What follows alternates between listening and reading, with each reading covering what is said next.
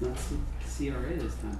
Oh, that's good. I've been getting inundated with CRA and I've been getting inundated with, I've been blocking all the numbers. Right? I just From did it. Ontario, This was going Bell. to Yeah, the Yeah. webcast is federal on. judge. You've been seeing it. Nice. And it goes on, I'm like they would Nice. phone you on your cell. So professional. Plus, the message is so bad. so I'm not trying to work too nice. Yeah. And then when it comes across, especially capital, but in operations, yeah, especially when Oh, yeah. Okay. Got a question, that's what. But I have the detail. Nobody's looking. Oh, there they are. It's budget that nobody watched. I can I put put it it on on paper. paper here. I have it here too. Oh, yeah. There's cameras everywhere. I can show it to you so you know. Okay. Do you Are you okay over do you need there? a And then I think what I did. How'd it go in the US when you guys were? Hmm? One of my bedroom. Yeah. Okay. I always think that these tour watchers, did you see the Smaller counties. What the heck is happening? They're just really excited about the budget. They're getting into, they're really getting their sewer budget on, cameras on. Doesn't know. Okay. Yeah, she had the same thing. Need a cookie? Moment.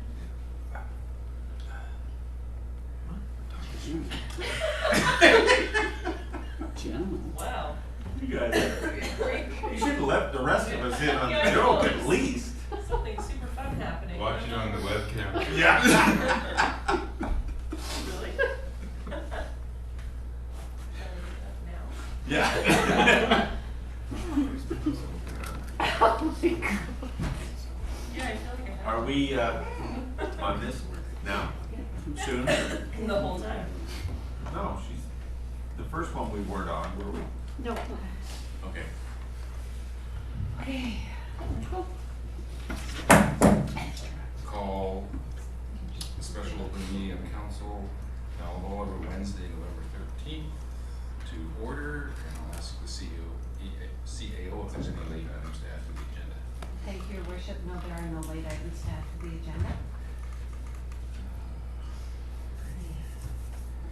I'll ask for motion to adopt the agenda as circulated. Councilor Schwarzenegger, seconded Councilor Grace. Call the question. Those in favor? Opposed?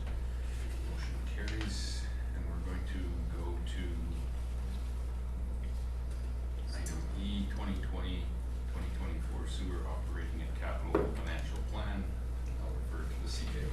Thank you, Your Worship. I'm just going to pass this right over to our Director of Operations and our Chief Financial Officer for them to review what they have put together for the 2020-2024 sewer budget and capital plan.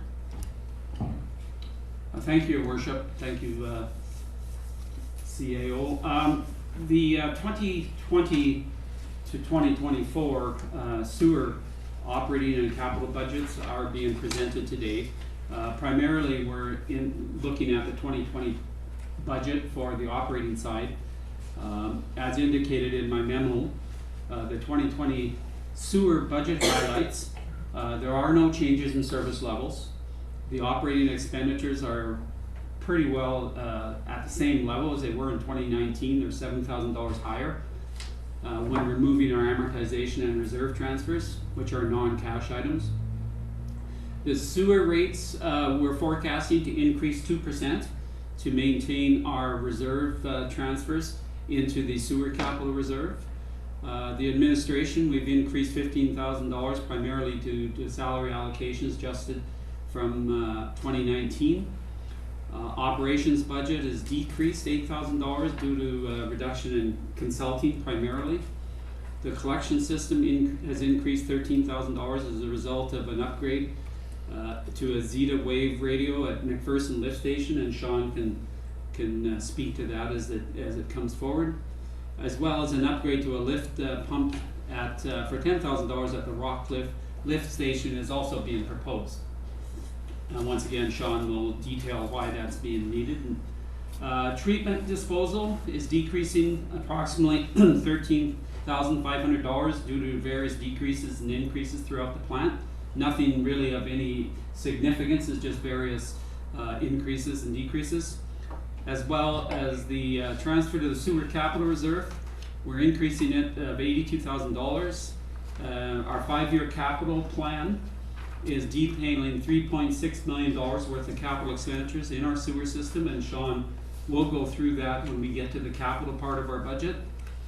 And as I indicate, our sewer capital reserve is projected to be at the end of 2019, $824,000. And it has been recommended into the future, if we are going to adopt our capital plan, that we'll be using a combination of debt financing and reserve financing and possible rate increases as well, if we're going to go forward with the capital plan as suggested or as presented.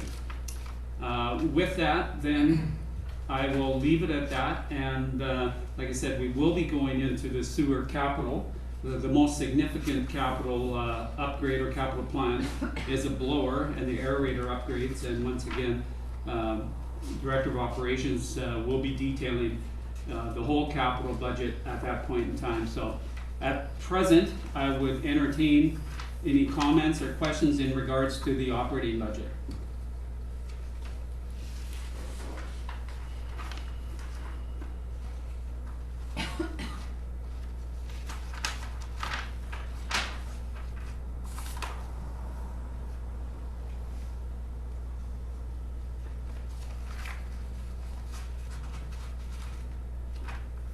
Sean, perhaps you want to detail the, Do you want me to, I can go, yeah, I can, primarily the Zeta wave radio. oh, the Zeta wave Zeta? radio. Okay. It's just, all of our SCADA stations are running on older radio modems, and they're not as efficient or robust, and they don't have any spare, you can't get spare parts for them anymore. So we keep a couple, like we've been slowly changing them out for a few years now. So we just go to one station, change out the radio components, and then it's actually a better system, and you can, it should last us for, well, electronics and everything else don't last as long as they used to. They come obsolescence, I guess. There's an obsolescence to them eventually. Did you guys want me to go through the capital portions, or do you have any questions with the CFO's first highlight sheet, or how do you guys want me to attack this? I did have a couple of questions, but they're kind of halfway between both of them, operating and capital. We talked about in the capital expense, or rather what is it, you're near the end, sewer operations major highlights. Where are we here?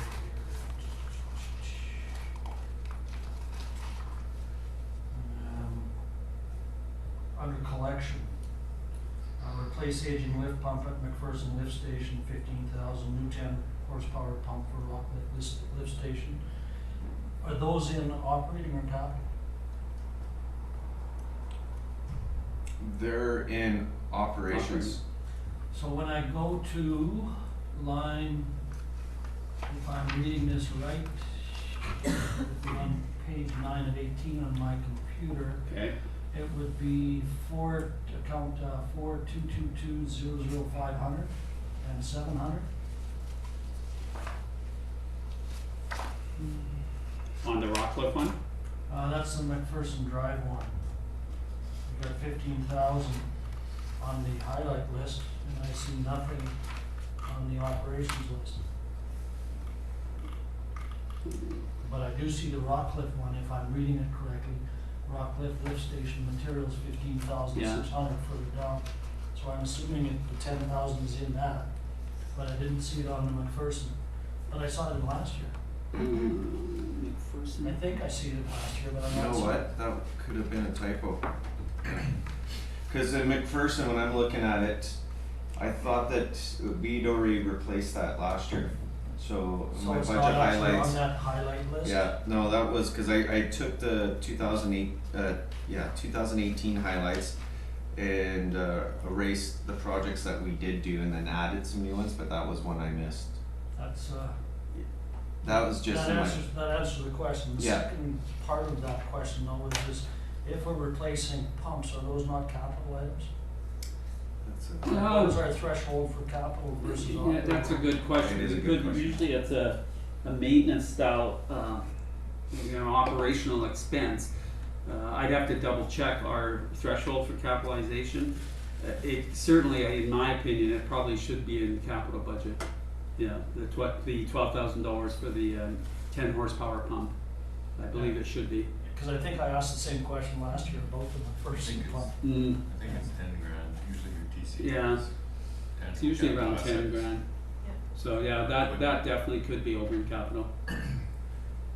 I think other years though, we've kept it in operating when we've I purchased the understand odd. that, but I'm just yeah. saying from a From here on, financial perspective, Yeah. it should be in capital because it allows us to capture the depreciation.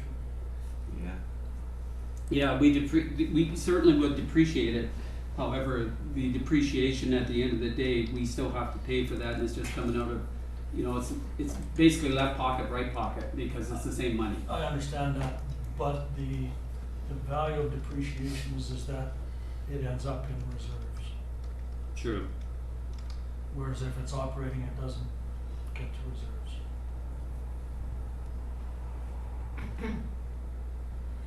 Yeah, no, I agree, that should be moved to capital, we can certainly move that.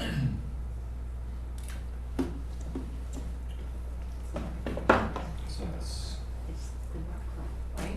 It's the Rock Cliff, Yeah, McPherson is not, right? yeah. no, Rock, yeah, McPherson Yeah, was it's last sure. year, we purchased that already.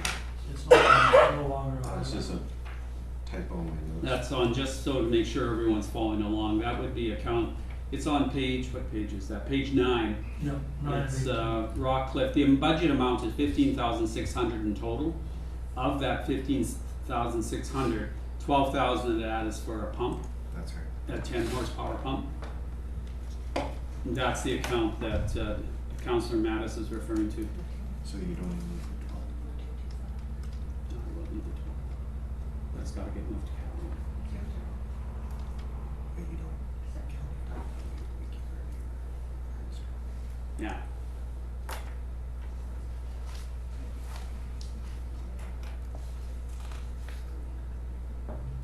And I believe that also affects the labor portion as well slightly, that Sean just pointed out, because, let me just open that. 12,000 includes labor? No, No, no, there was So 2,000 that's 2,000 there. separate. that would stay in our operations budget. Exactly, that would stay in operations. The labor would to pull out the old one and put the new one in. That stays in operations Yeah. now. Okay.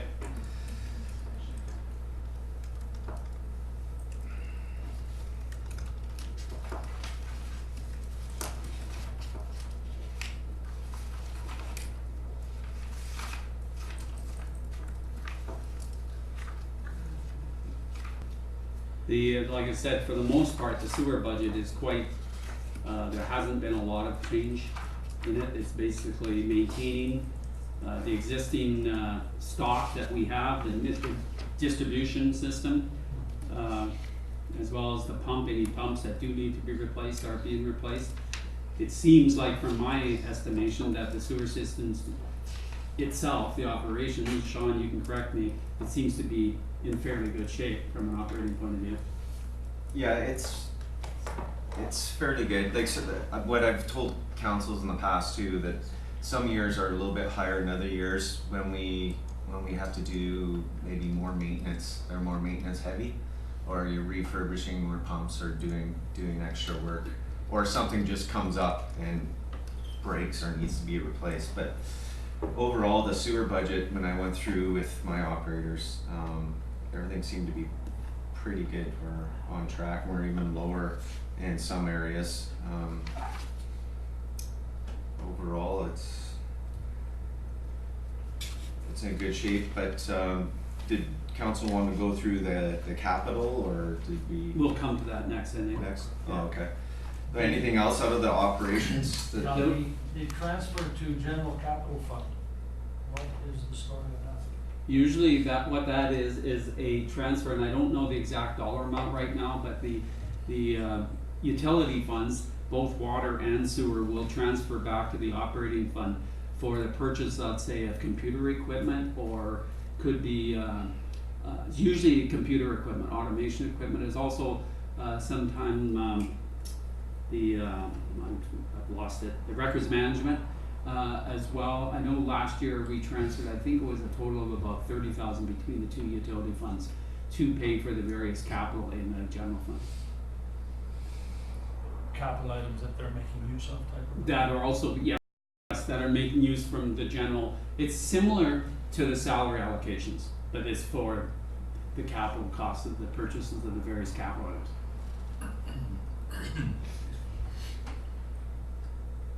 I did want to raise one question now that, since we're in that area. I believe at budget time last year that we talked about, not the lagoon desludge, because we talked about that last night, but the other one, the lift station contingency. I remember some talk about that, even when we went into the reserve policy, that we were talking about maybe putting a cap on that, or is it needed still? Because we have various pump reserve, It was always there for an emergency, but yeah, it should be capped at a certain level, because the sewer pumps generally aren't as much, but high lift pumps are a little bit more expensive. They're higher horsepower pumps. Lift station pumps are lower horsepower. That's why they're the 10 to 15 grand. but a lot of times would we not just have taken them out of the sewer capital reserve anyway? If we would take whatever's in that lift station contingency fund and put it into sewer capital? You mean, so if you're Amalgamating the reserves is what I'm talking about. well, it'd have to come from somewhere if you didn't Yeah. budget for it. It was one of those, just in case it's out of the blue, unbudgeted, high expense item, then it would Yeah. cover that, right? Whether that's, I mean, I don't disagree, Yeah. it should be capped at a certain level. I just remember the conversation, because you brought it up, I believe, Councilor Mattis. I did bring it up last year for exactly that reason, that we could make better use of the funds in the general sewer reserve as opposed to segregating that fund on exactly the basis you're talking about, that if something did blow up, Yeah, it doesn't really matter left pocket, right pocket, where it You're comes pulling from, it. we have to come up with the money at the time. But if that money is all in the left pocket, then it gives us more flexibility on the capital side. Right now, we're looking at a shortfall on our capital side. You know, the bank account is going to be empty, we're gonna have to go into debt theoretically, depending on what council chooses. But on the other side, we've got $100,000 in the bank. And I thought, why is the 100,000 sitting here when we're going into debt over here? Why don't we put them together? The lagoon desludge, totally understood, and again, that was part of the discussion about the reasons for having it as a separate item and maintaining it as a separate, just because of the hit that it would be on the total reserve if, in fact, we do move ahead with desludging. But again, the same argument could be used that if that were put in the general and the desludging were required, then it's just one of those, we have to fund it, whether we borrow the money to do it, you know, so, or not. So in reality, do we have and from the report we heard yesterday, if I heard correctly, that desludging just keeps moving further and further and further out yeah. at this point. So the same thing, why do we have a $500,000 bank account here when we need $500,000 over here that we're gonna borrow? Why would we do that? We wouldn't run our house that way, why would we run our business that way? It's like, I'd have to pull, Sean asked me how much is in that reserve. I'd have to go back to that report that I brought forward to Which council. reserve? The desludging. I thought it was around 300,000 if my memory's right. Lagoon diesel, it was, I read it on here somewhere. Oh, was it in here? It's not shown on the. Yeah, it wouldn't be on there. Oh, yes, it is. Oh, Yeah, right it's here. on there. Yeah, right there. What is it, 336? Yeah. 36. So between that and the pump contingency, you've got about $450,000. And And I these, mean, in either situation, if either one of those happened, we would have to come back to council and do a budget adjustment anyways. Even if we were to pull from the reserve, we have to change our budget at that point to say that we're fixing a lift station, we need $100,000. So, Yeah, I think we can deal with that. You know, I know the resolution that's on the table on that reserve policy. I think we were waiting until budget discussions for the general, so probably the best time to bring that back forward again. 'Cause does it make sense to do the sewer one now? possibly, Because I would make that motion that the lagoon desludge and the lift station contingency be amalgamated with the general sewer reserve.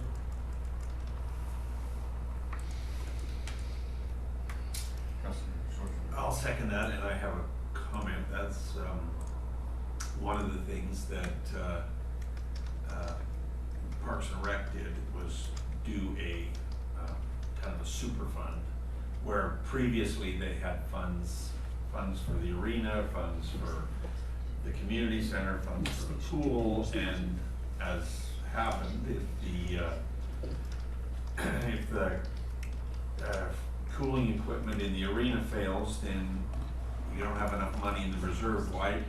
But you can't take it out of the pool because it's committed to the pool. So having a super reserve certainly helps when things come up out of the blue.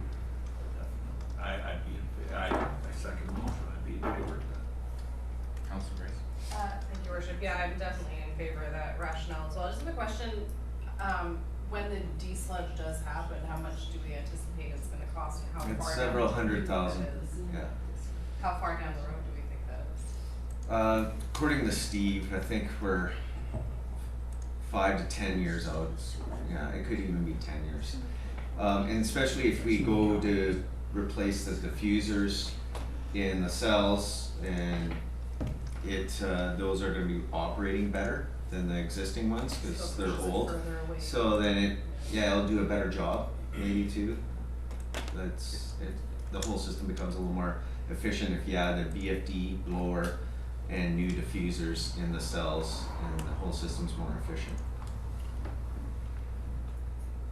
Yeah, so I can't give you a year, yeah, No. but it could be 10 years.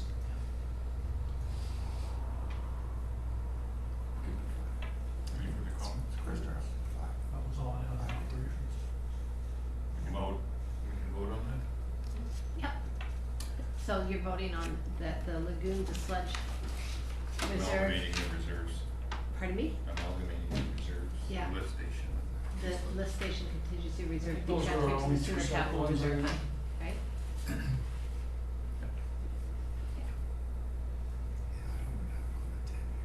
Okay, Okay. call the question. Those in favor? Opposed? Motion carries. okay? And now the sewer operating, or we can wait till the end. We'll move into sewer capital then if all the questions are complete in the sewer operating. I don't wanna cut them off. Sure. Does anybody, well, just asking, does anybody have any further questions around operating over here? It's more a question about each one of the budgets. I know that, we see the gross line, and each one of these lines, there's a contingency. Is there any way of consolidating, or not consolidating, but totaling up what those contingencies are within our budget? Or is that just something we look at in terms of, that's what drives our surplus at the end of the year? I wouldn't say, Sean can certainly answer for this, but, the staff do the best that they can to, estimate, based on prior year's actuals as well. And even I'm looking at prior year's actuals and ensuring that, and I know over in the water, for example, and we'll get to that in a little bit, I took a look at the power budgets and I'm looking at the power actuals, and I'm thinking that, well, I don't really think we should raise the rates, and we're not, for power in the water. I take a little bit of exception with that there's surplus in each budget. I think staff do a best to their abilities with the information that they have and with the previous, what it costs. Are they exactly right 100% of the time? I would certainly like to think they're within 95% accurate, they could be 5% to 1 to 5%, but to say that there's surplus in every budget, I don't believe that. I'm not suggesting that they aren't efficient, and I'm not suggesting they don't do a good job of budgeting. I just know that there's contingency built in there. And when we have a $3 million budget, and at the end of the year, we have a $300,000 surplus, it says that they're out by 10%. If, you know, when you say if they're Mhm. accurate, well, when you have a surplus, and that may be because they're efficient, and that's great. That's a really positive thing. But I'm just wondering, and it's just information only, I'm not saying change that number or anything else, because I recognize what it goes for, that's what drives our surplus. Keep in mind also what's driving the surplus is the capital budget. If we don't have that surplus that's going into the sewer capital reserve, So, right? So, you know, that's, you know, I know it says transfer to sewer reserve, and we say excess surplus goes to reserve. It's really for capital purposes. And, yeah, anyway, I'll leave it at that.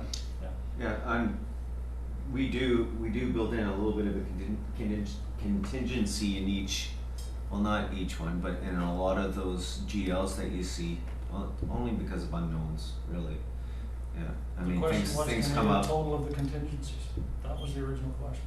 Yeah, I couldn't tell you, I don't have that. Are they all under the same GL line, the contingency? No, they're broken down, so it could be $500 at this lift station, it could be $1,000 over here. It I could be- understand that, but there's a coding for that $500, and is the coding the same for each, so that it all falls into one?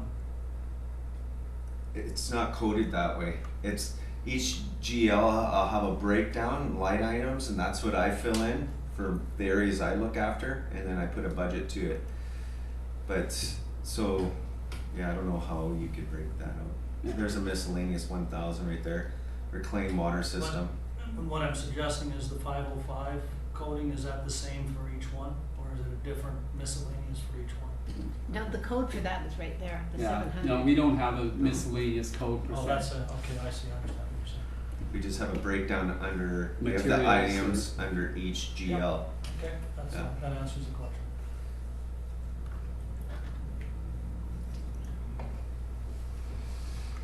Capital. We, for the 2020-21 capital budget for, certainly for 2020, but we also want to bring to highlight to council that, you know, we do have a 5-year capital plan, and Sean does have actual 10-year capital plan, and I believe Steve presented some of that last night, or if not all of it, actually. And that's where a lot of the numbers, and not a lot, all of those numbers came from, was from Steve's report that Sean's going to bring forward, and perhaps you want to go through each capital item line by line, item by item. Yeah, I can go through the majority of them, if there are any questions, can go further. Some of them are populated through the the new sewer capital plan. So we have started building like a 10-year plan behind the scenes, but council sees the 5-year plan. So we've actually got a spreadsheet going now for both water and sewer. We never used to. The last couple of years we've tried to change that to get some of these projects just on the radar, just so we know, okay, 6 years from now we may have to do this project. So the sewer capital, new Sandy dump, that was on last year's capital program, or budget deliberations, and I believe I was asked to put it back onto this year's agenda to discuss if the town of Alder wants to create a new Sandy dump, and we thought by the airport may be the best, on Airport Road may be one of the best locations for that. I think it's a great idea. I'd love to have a new sandy dump in town. Unfortunately, when I look at the other part, how it's paid for, it's all paid out of reserves. And if we are going to be emptying our reserves, as it shows in another graph here in, I think it's the second year or third year, 2022, our reserves would go down to minimal. I'm not sure that's a must-have, so I'd either push that out a couple of years, just so it's still on the radar or cancel it completely. Councilman. I as well drew a red line through on my computer. The red line is, for me, is to push it out a year, just as we did last year. For me, it falls into the things we must do and things we would like to do. And there's a bunch of things that we probably must do, and there's a bunch of things that we would like to do. To me, this falls in the like to do category. And until we get the must do things under control, that's the priority. And I'm of the same mind that 100,000, when I look at 2022 and we're 154,000 in the hole, 95,000 goes a long ways towards that. It doesn't change anything if you push it out 1 year and have the same discussion again next year, in my mind. I'd like to give it some consideration. It's one thing that I hear in the community a lot. I don't know why. I'm not a big fan of the city dump, but I continue to hear about it, that people would like to have one. I think out by the airport is a much better place to put it than down on Station Street and eliminate our options there. I think it provides some support for the mall that's there as well. And I am concerned about our sewer capital as well. But when we put when we put the lift station contingency there and put the East Suds reserve there, that 154 minus is now above the line by almost $350,000. And I'm also wondering, I know in the capital plan there's lots of items in there that make it look like we're wiping out our reserve, but a lot of those items aren't necessarily high priority projects, or just, if I'm reading that correctly, they're just on there as things that we may want to do in the future, even in 2021. And another thing that I think that one of the questions I had about capital is, are we making every effort possible to apply for infrastructure funding for capital sewer and capital water projects? I think, we're gonna be talking about the Gallagher Lake siphon further down the road. Another way to skin this cat is that we try and fund as much of our capital sewer and water and other infrastructure through infrastructure grants that the federal government is pushing out there, and some of these reserves may be able to go and support, so that we don't have to have as much borrowing to do the Gallagher Lake siphon. I think those are options that we need to consider in the future. I think we can, in my opinion, I think we can afford this, and I hear it enough that I think it is something that people in town would like to have. And sometimes we need to have a little something nice with all the requirements and the things that we have to do. So that would be my spiel around council considering this as a project for 2020. CAO? Thank you, Your Worship. In response to your question, are we looking at applying for all the grants with regards to sewer and water? We do look at them and we do apply. The grant just came out, I think, within the last 3 weeks, and that information has been provided to the Director of Operations and to our consultants to start working on applying for grants. Good. Councilor Rice? Thank you, Your Worship. So just to clarify the grant funding, so we're looking at the source of funding for the 2020-2021 project. Grants have not yet been applied for that funding cycle yet, so that number could change. And then I guess just a comment on the Sammy dump as well. I mean, I think there's definitely a portion of the population that saw the loss of that RV park, and that was part of it, as well as the loss of the local Sammy dump. So if it could be a way to give some of that back to the community, I've heard that as well.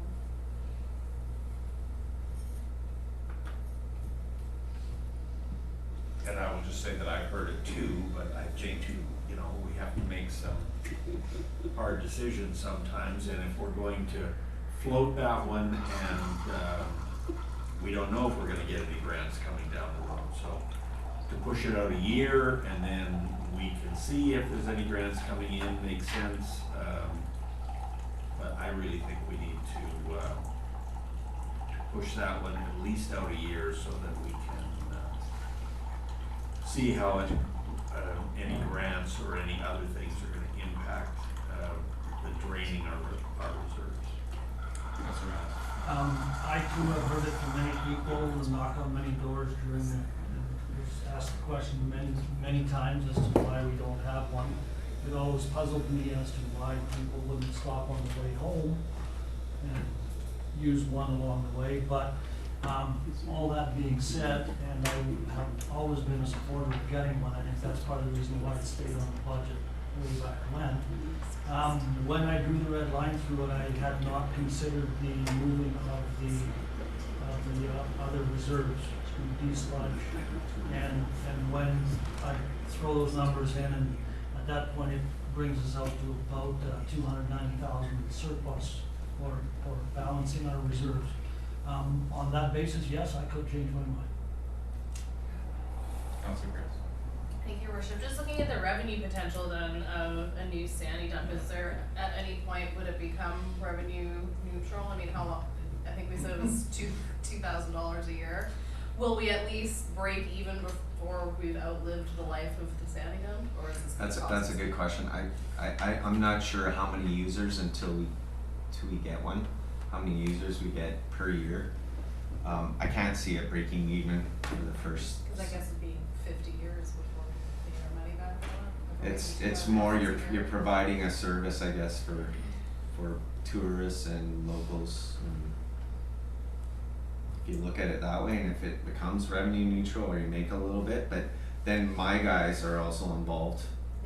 It becomes an operation item where we have to go there periodically and take care of stuff, or if there's any vandalism. Councilor Lena. I guess I would just add that I've heard talk about a sandy dump out there as well.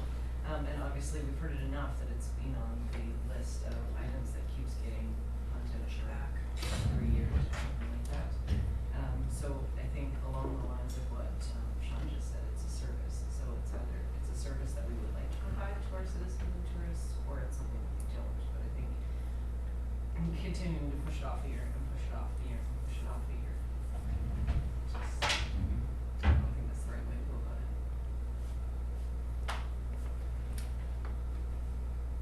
So if we're gonna leave it on there, we don't need to do it. I would be in favor of leaving it on there for now personally. Me as well. I think it's a service that people are asking for. And the location is great. It does provide some support for the mall. People will, somebody will be taking care of their rig, and other people will be wandering over to the mall. So I'd be in favor of leaving it on there. Do we need to vote to leave it on there, or do we just leave it? It's already on there. Okay. Should I move down the list or? Yeah. Okay. Station Street. So you'll notice on the water and sewer capital plans that we have budgeted some money, a little bit of money in 1 year, and then the bulk of the money comes out the following year. I'm trying to get our consultants and staff a little more organized moving forward to at least have a lot of the things designed to a certain level prior to waiting that year, getting the approvals. Everybody gets busy, including the consultants, and then we get behind the 8 ball, and then we're trying to find contractors to do our work and finish it in the 1 year. So this way, if we have things pre-designed, shelf ready, and even if you have to dust it off and tweak it a bit, that's not a big deal, but you could put it out, get more tenders out earlier in the year. So that's. No, I think it's a great way to go. Having shovel-ready projects also puts you in a really good position when you're looking at grant funding. A lot of them want a lot of information about why they're doing it, what the cost is gonna be, what's the scope of the project, all that stuff. If you're trying to rush around and get that information, it definitely doesn't put you in the best position with some grant funding. Councilor Randall. I would certainly support leaving those small items in there to do the engineering and the planning.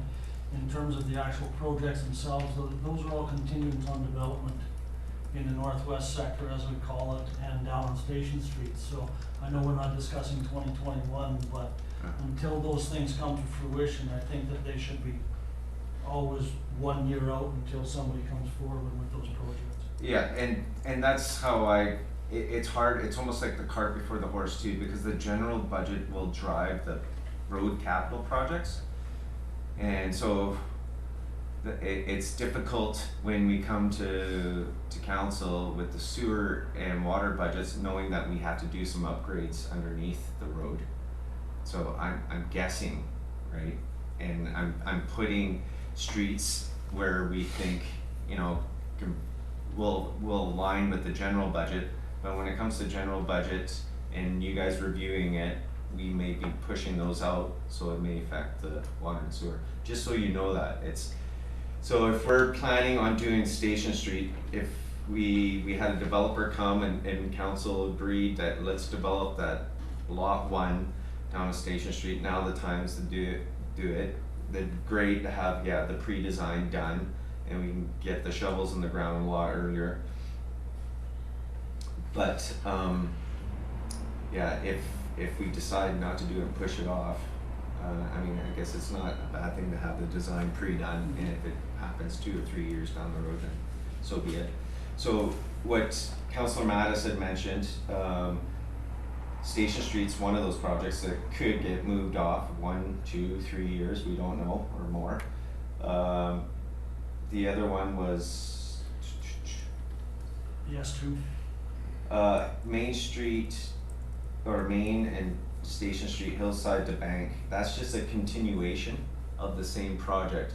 So Steve showed that line going out to Hillside down Main Street last night in his sewer capital plan, and that will help with the northwest sector, all those properties, the Ford Soder, V-Line properties, same property out there in the northwest sector.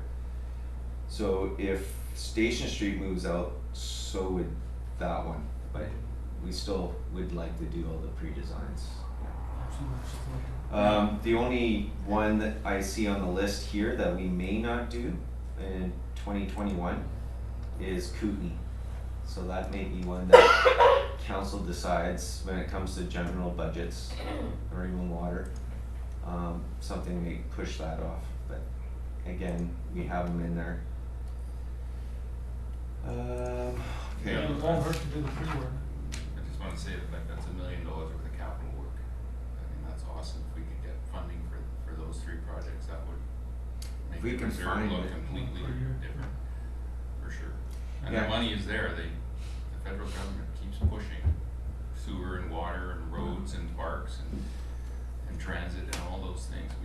We need to get on that and take advantage of it. And having the pre-work done ahead of time just puts us in a better place to put an application in. And having our water and sewer capital plans updated, that helps too. Plus our asset management, we're moving along on that.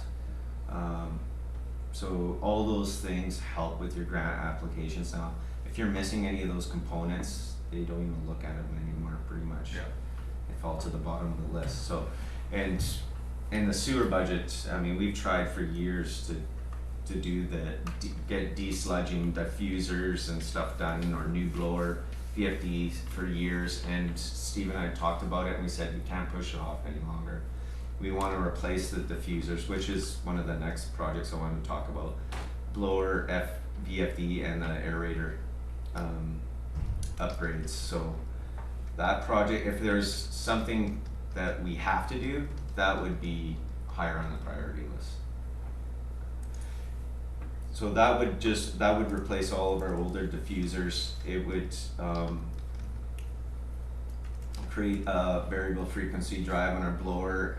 We'd also have a probe that would be installed in the cell, so we know how much oxygen's in the water, and then it can all run together and it can ramp up and down. It'll actually give us some electrical savings every year too. Instead of having the blowers full on, full off, it'll run a lot more efficiently. Should help with pushing desludging out a little bit longer too. That's all right. I'm just gonna ask if we're gonna move forward with this project, have we been contact with Fortis to look at any rebates associated with the savings that would be associated with this type of upgrade? Any VFDs that I do, I have a contact at Fortis and they write me a check. Yeah. They basically, like, you give them the horsepower, and it depends, like, on the water side, if it's domestic water and that, they have different rates for everything, so it says, here's what we're doing, or here's what we did, we took this, so long as we provide the backup to them, they go, okay, and they'll write you a check for a certain amount. We received, I think, 10 grand on the Black Sage, domestic wells, when we did an upgrade there for a VFD. Awesome. Councillor Mattis? I may be jumping down the list, but I think we've talked about the VFD and you mentioned Kootenai Street. I'm gonna jump to the sawmill extension to Walnut Oak. Is there anything in that 14,000 where we're going to ask the end users whether they're interested in the local improvement? Well, Have we done a survey of that? Is that in the 14,000? well, I think that'd be part of the 14,000. Yeah, I think we need to see what the interest is, and I was gonna mention that too, like, see what the interest is down there. Because if there's no interest, then there's no point doing it. Then we can push off, but it'd be nice to have the design, talk to the residents, you know, start the process, and that was my plan for this next year. And if it gets pushed off 5 years or 3 years or 10 years, it's no skin off my back, but. Well, I guess the yeah. question is the 14 sufficient to also do the survey as well? I believe so. I also have extra, if it's not covered in this, I've got extra consulting fees or consulting money that I use in each of the funds for miscellaneous things. Okay.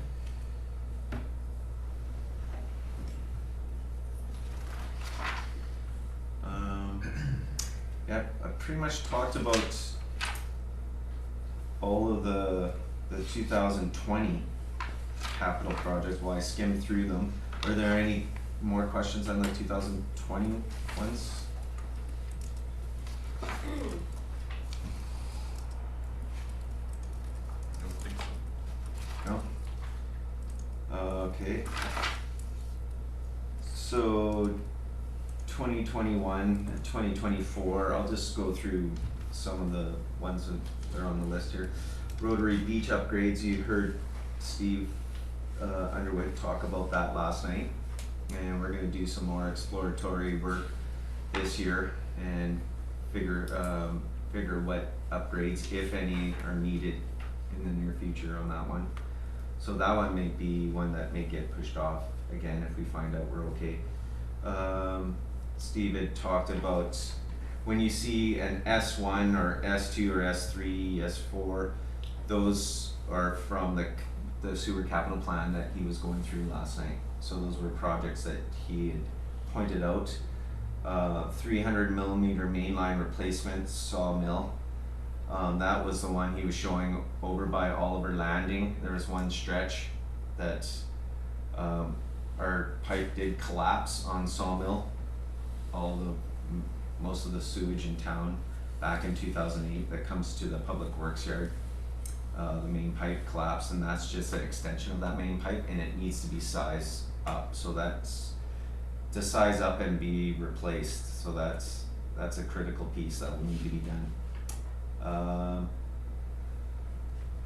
A solar system, we've tried getting grants for, I want to say, at least 5 years in a row, various capacities to do a bigger system. This 50 kilowatt system was one that we thought that we could probably position up at Topping Lake, and it would help with offset some of the costs. You're not going to offset all the electrical costs up there, but it would offset some of the costs up there. It's one of the higher consumption users for those blowers going, but it'll become a little bit better. Similkameen Avenue, S3, tuning to airport. This is another one that Steve brought up. Existing asbestos cement and vitrified clay pipe. They're beyond their useful life. So when we cambered that in 2016, 2017, there are some condition issues that could surface in the near future. So that's on a list of replacements. And I believe Steve said that was a critical pipe because a lot of the Rockcliffe area and that area comes down into that section. S4 Okanagan Street, it's Smilkameen. Again, that's another piece of pipe that needs to be replaced. What else am I missing? Yeah, one question. Sure. Would it be possible to include in the capital budget write-ups in the description, Steve talked about a probability of failure and consequence of failure in our risk matrix that was being generated for each project.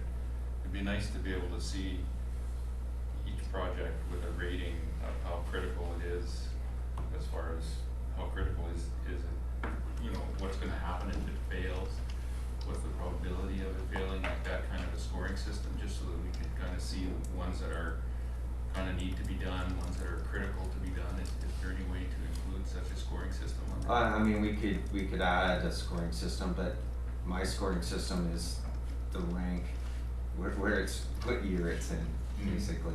Okay. That's the, and when Steve ranked it, it was S1. I can't remember what S2 was off. I think we looked at it. It wasn't critical. It was something that would help maybe with capacity issues. I'm trying to remember and I don't have it in front of me. But S3 and S4 definitely have some pipe issues that will need to be done in the next few years. No, I mean, you kind of have it there. That's what the S1 and the S2 It's a needs. simple way, like that's Yeah. usually what, if this is a higher priority, or I'm gonna move it up the Yeah. list. If this can wait a bit, we push it off. Okay. But I mean, if a scoring system would be easy to come up with.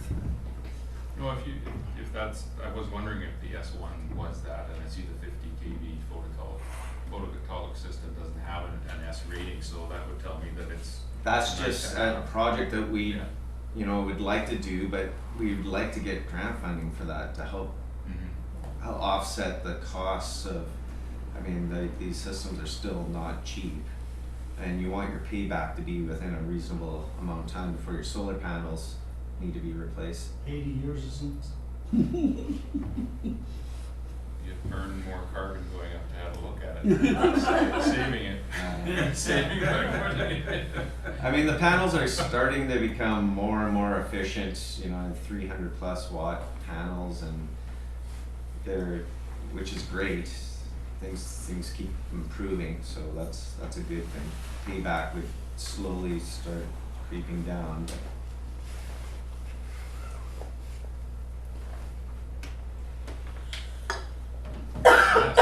Through the CFO, the report, if I'm reading it correctly, is suggesting a 2% increase this year and a 4% increase next year. In the paper copy, I'm on page Yeah, 35 of 48, Scrolling back to that. 5-year financial plan. With the changes that we've made to the capital budget, with the moving of those reserves, that would have an impact on these requirements. Would it not be important to get that reworked before we make a decision on whether to accept the budget or not? Well, it wouldn't necessarily impact your 2020 budget, but you're right, it would definitely impact your going forward, your amount in your reserves, because the amount that we had in the reserve for the sewer capital is going to be about, the projects that we had. I gotta look at my other piece of paper here and see this. We were looking at a capital of 433,000, and we were gonna leave in our capital reserve about, 631,000. So for 2020, we're okay. I can certainly rework the numbers moving forward, for the 2021 budget, and with removing, and we could probably, I'd have to, like you said, look at it, because we're adding about 400 and some odd thousand dollars to the capital reserve. It could be definitely scaled back, in my opinion, yes. This year or years forward? In years forward, not in 2020. Okay. So what you're asking us for then is to approve the budget, which translates into a 2% increase. Yes.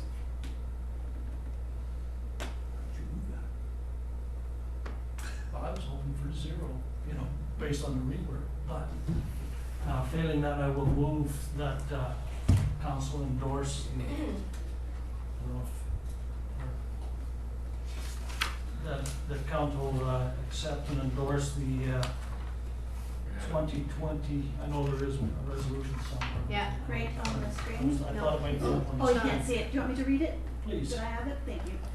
Through the Try and mayor. find it. That council adopt the 2020-2024 sewer operating and capital budgets as amended, and that staff prepare the necessary bylaws. That's exactly what I wanted to say. Okay, perfect. Yeah, you did amend the one item. Yeah. The one item was earlier, Yeah, the pump. was Pump, the. where you took the pump out of the the operating and sludge put it reserve. Operating, move it to capital, Yeah. and then we also are moving the That was, desludge funds. that was a separate which- resolution. I understand, but it's still. It's still It's gonna there. impact the Still budget. impacts and adjusts the budget as presented. Yeah, Yeah. So we're just doing it for As amended. this year, right? We're not We're committing not, to we're 4% not committing for for next 4 year. beyond, and that No. was part of my, No, you can all, you Yeah. can yes. Well, I will second that, motion. Thank you, Councilor Schwarzenegger. Any further discussion, questions? Call the question. Those in favor? Opposed? Motion carries. I think we'll make some people happy with the, second. Yes, CEO? May I ask for a 5-minute recess, please? Yes.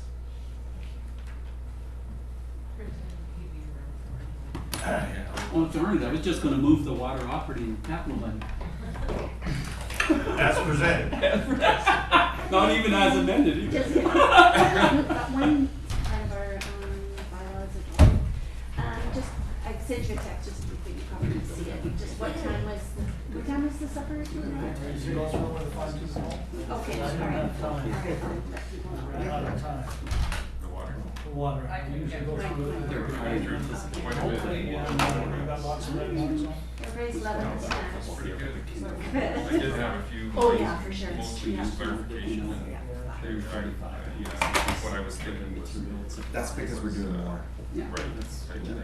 Yeah. I had some, there was a couple And the Maryland. where the operating increased around the Oh, canal. good. And then I Dinner is pictures. scheduled for 5:30. just went over to the side here to see, but Where do we have ups and it? downs or stuff. We're having something from Oliver Eats, Power, some like I said, I macaroni didn't and change cheese power, and some chicken. Yeah. But I did Sean has an extra. Check out the. A little It's veggie. not- It's not a This is a huge amount, I mean, if you're gonna put in more materials, Original obviously, concrete. then it's gonna be more. Well, it's than not, that. It's just three rooms in this section. Did you send that That's pictures been on? every year. No, I didn't. Unless he's upped it from 200 The mayor to saw it. 100 or something, but that's what the 100 grand is last year. Well, that's So I'm not sure why it's more unless he's up the ante. That's, it's so short. Yeah. We, asked to resurface some of the, Question? so this is section that, I know that this is elevation elevation concrete concrete. So we power wash out. Healthy growth and now it's becoming a real problem. That's early. Just like when he's washing my hands. And it is the problem. It's supposed to be- Oh, I just like went over See, to they- blow my nose this is and where it it's just just like, like sanitizer. and then they power Yeah. wash. Anybody ever I don't know if I have any It's just more. Well, I'm things just falls like- down, cracks, Sanitizer. and everything. I'm fine. Because of the, I can wait. that isn't so much for the end user, but rather for. I'll show you, see. Are you getting a cold or? Yeah. You were saying yesterday, It's- And it costs. Yeah, that's so- something we could add to the. Well, cover yeah, for it's, sanitizer. we're all the We can add it original to the cover for- concrete. Yeah. So we've resurfaced a lot of it, but each to have year, them little ones in my they're telling us to Just get do a more. stump on my and nose. cost. So that's why that budget went up a little bit. So what do you be up from 200 to 300 meters. Ambrosia. It used to be, We used to be. We're around talking 200. today, so. Hey, look at that. Yeah, it used to go. Thank you, Rick. I get a hug for an apple bag? That's And all right. now thank we're you. doing like Holiday. exactly 300 meters this year. You got enough apple bags, Up you on can be the up to red. now. Oh, no kidding, you have no idea. It's showing farm that pictures. How do we fill the water up? With just water bottles or what? No, Yeah, there's the- some down there. it's There's just- a big thing down there. There's just, Just- yeah, You there's, get sewer all that? you can't even Another batch big it one, too. anymore, right? So, 2%. What do you think about the long-term? Even if we start Have it with the happen. south end of our system, Did you see it, right? you know, Right, the that's- demand is less, yeah. and we can go with a smaller. Thank you, sir. pipe. Anybody like one of my apples? No problem. There's a slicer. Slicer, right? And I'll cover it with your. Slicer, does she? you made a base You know of it, about and it. then You know like about it. pipe on Hey, it. no, you're Yeah, and I mean, if you you start at never the south did. end where you Oh my only get goodness. this, you have to be. It's nice to be able to teach you. Wow, look at that. You're certainly cool. Well, there Hey, is watch it. from road, She needs a flag. road 11, south to Kovo is all pipe. Used to That's be good open, for, and they for wanna go moving pipe. on them, yeah. Did you short apples? Yeah. Sure, we can, even if it's like that, It's not like It helps with the algae issue too. We're having huge algae only issues. 100 meters a year, we should start. I just sliced it. Maybe something to think about. Yeah, I'll talk to You know, Steve. if we continue to spend, This one will go Stick good. in there. reline, What's that? 300 One will go good. Well, that's Well, a good spend the same amount to get another 100 meters. And this is over on the OIB side, so that's Questions? larger pipe. But what you are saying makes sense. You can start with the smaller Smaller diameter, and work. when you reach a certain Yeah, point, work your upside, way up. right? They are Yeah. self-funded, but they're only, no, I'm trying to film, I've got coffee. I'm trying to talk. Item D1, 2020-2024 water operating capital financial plan. I will pass it off to the CAO.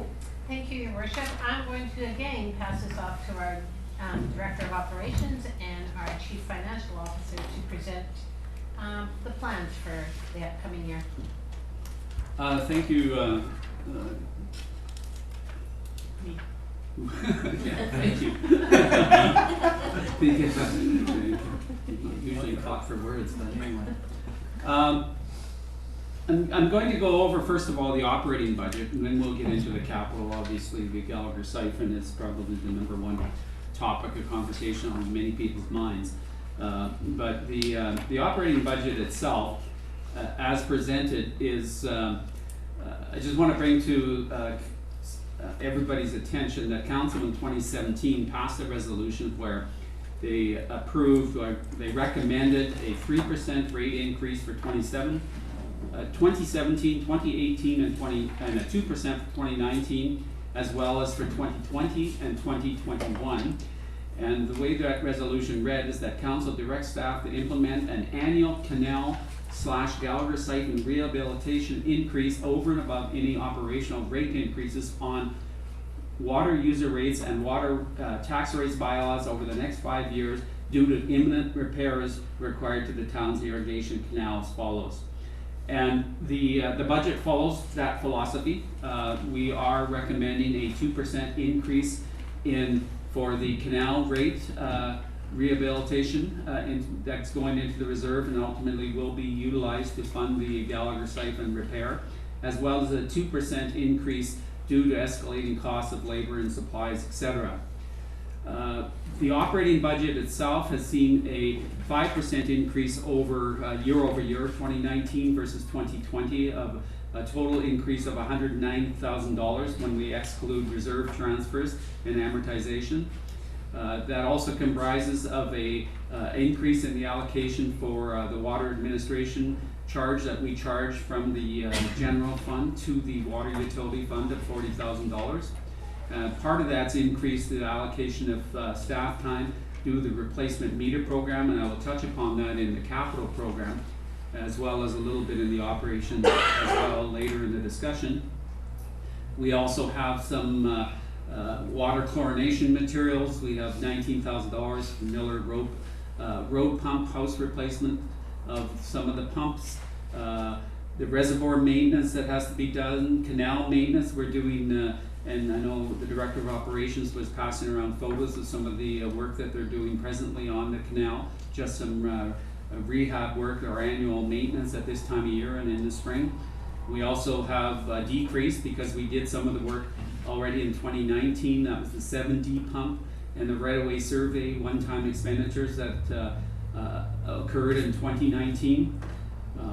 The power budgets, I'm estimating them to be at the same rate as 2019. I do know Fortis has applied for a 1% increase effective January 1, but I believe by looking at the actuals in the budget that we're seeing right up till the end of September, that we do not need to increase our pumping budget. So we're gonna leave it at the same level as 2019. We also have $17,000 expenditure for pump maintenance, and that's to refurbish the Rockcliffe pump station. Customer billing and collections, $15,000 increase. That was because we're moving the water meters, the replacement of the water meters over to the capital budget. And the transfer to the capital reserve, $295,000 of that is going to the Gallagher siphon, and that was representing the rate increases from 2017, 2018, 2019, and 2020. As such, we will go into the capital budget, and we will talk more about the Gallagher siphon, and I know we talked about it at great length last night with our consultants who went through that project in greater detail, as well as some of the options to finance the Gallagher siphon. And the once again, the capital budget will be discussed next soon as we get through the operating budget. So I will leave it at that point in time, and I'm waiting to see if we want to go through like department by department, line by line, or if you just want to throw it up for questions on individual areas. I would prefer going basically the department by department. We break our budget down by administration and then into pumping, distribution, transmission, various departments, so treatment. So that is how I see it going forward, but I could certainly change that if so wishes. Councillor Matt. Just a quick question before we begin that process. You've recommended a 4% increase for 2020. That's 2 and 2, I'm assuming. Yes. 2 for capital and 2 for operating, so to speak. When I look at the numbers, and this is on the paper edition, anyways, page 948, the difference in user fees, property taxation from 2019 to 2020 is approximately $54,000. Is that what the 4% does?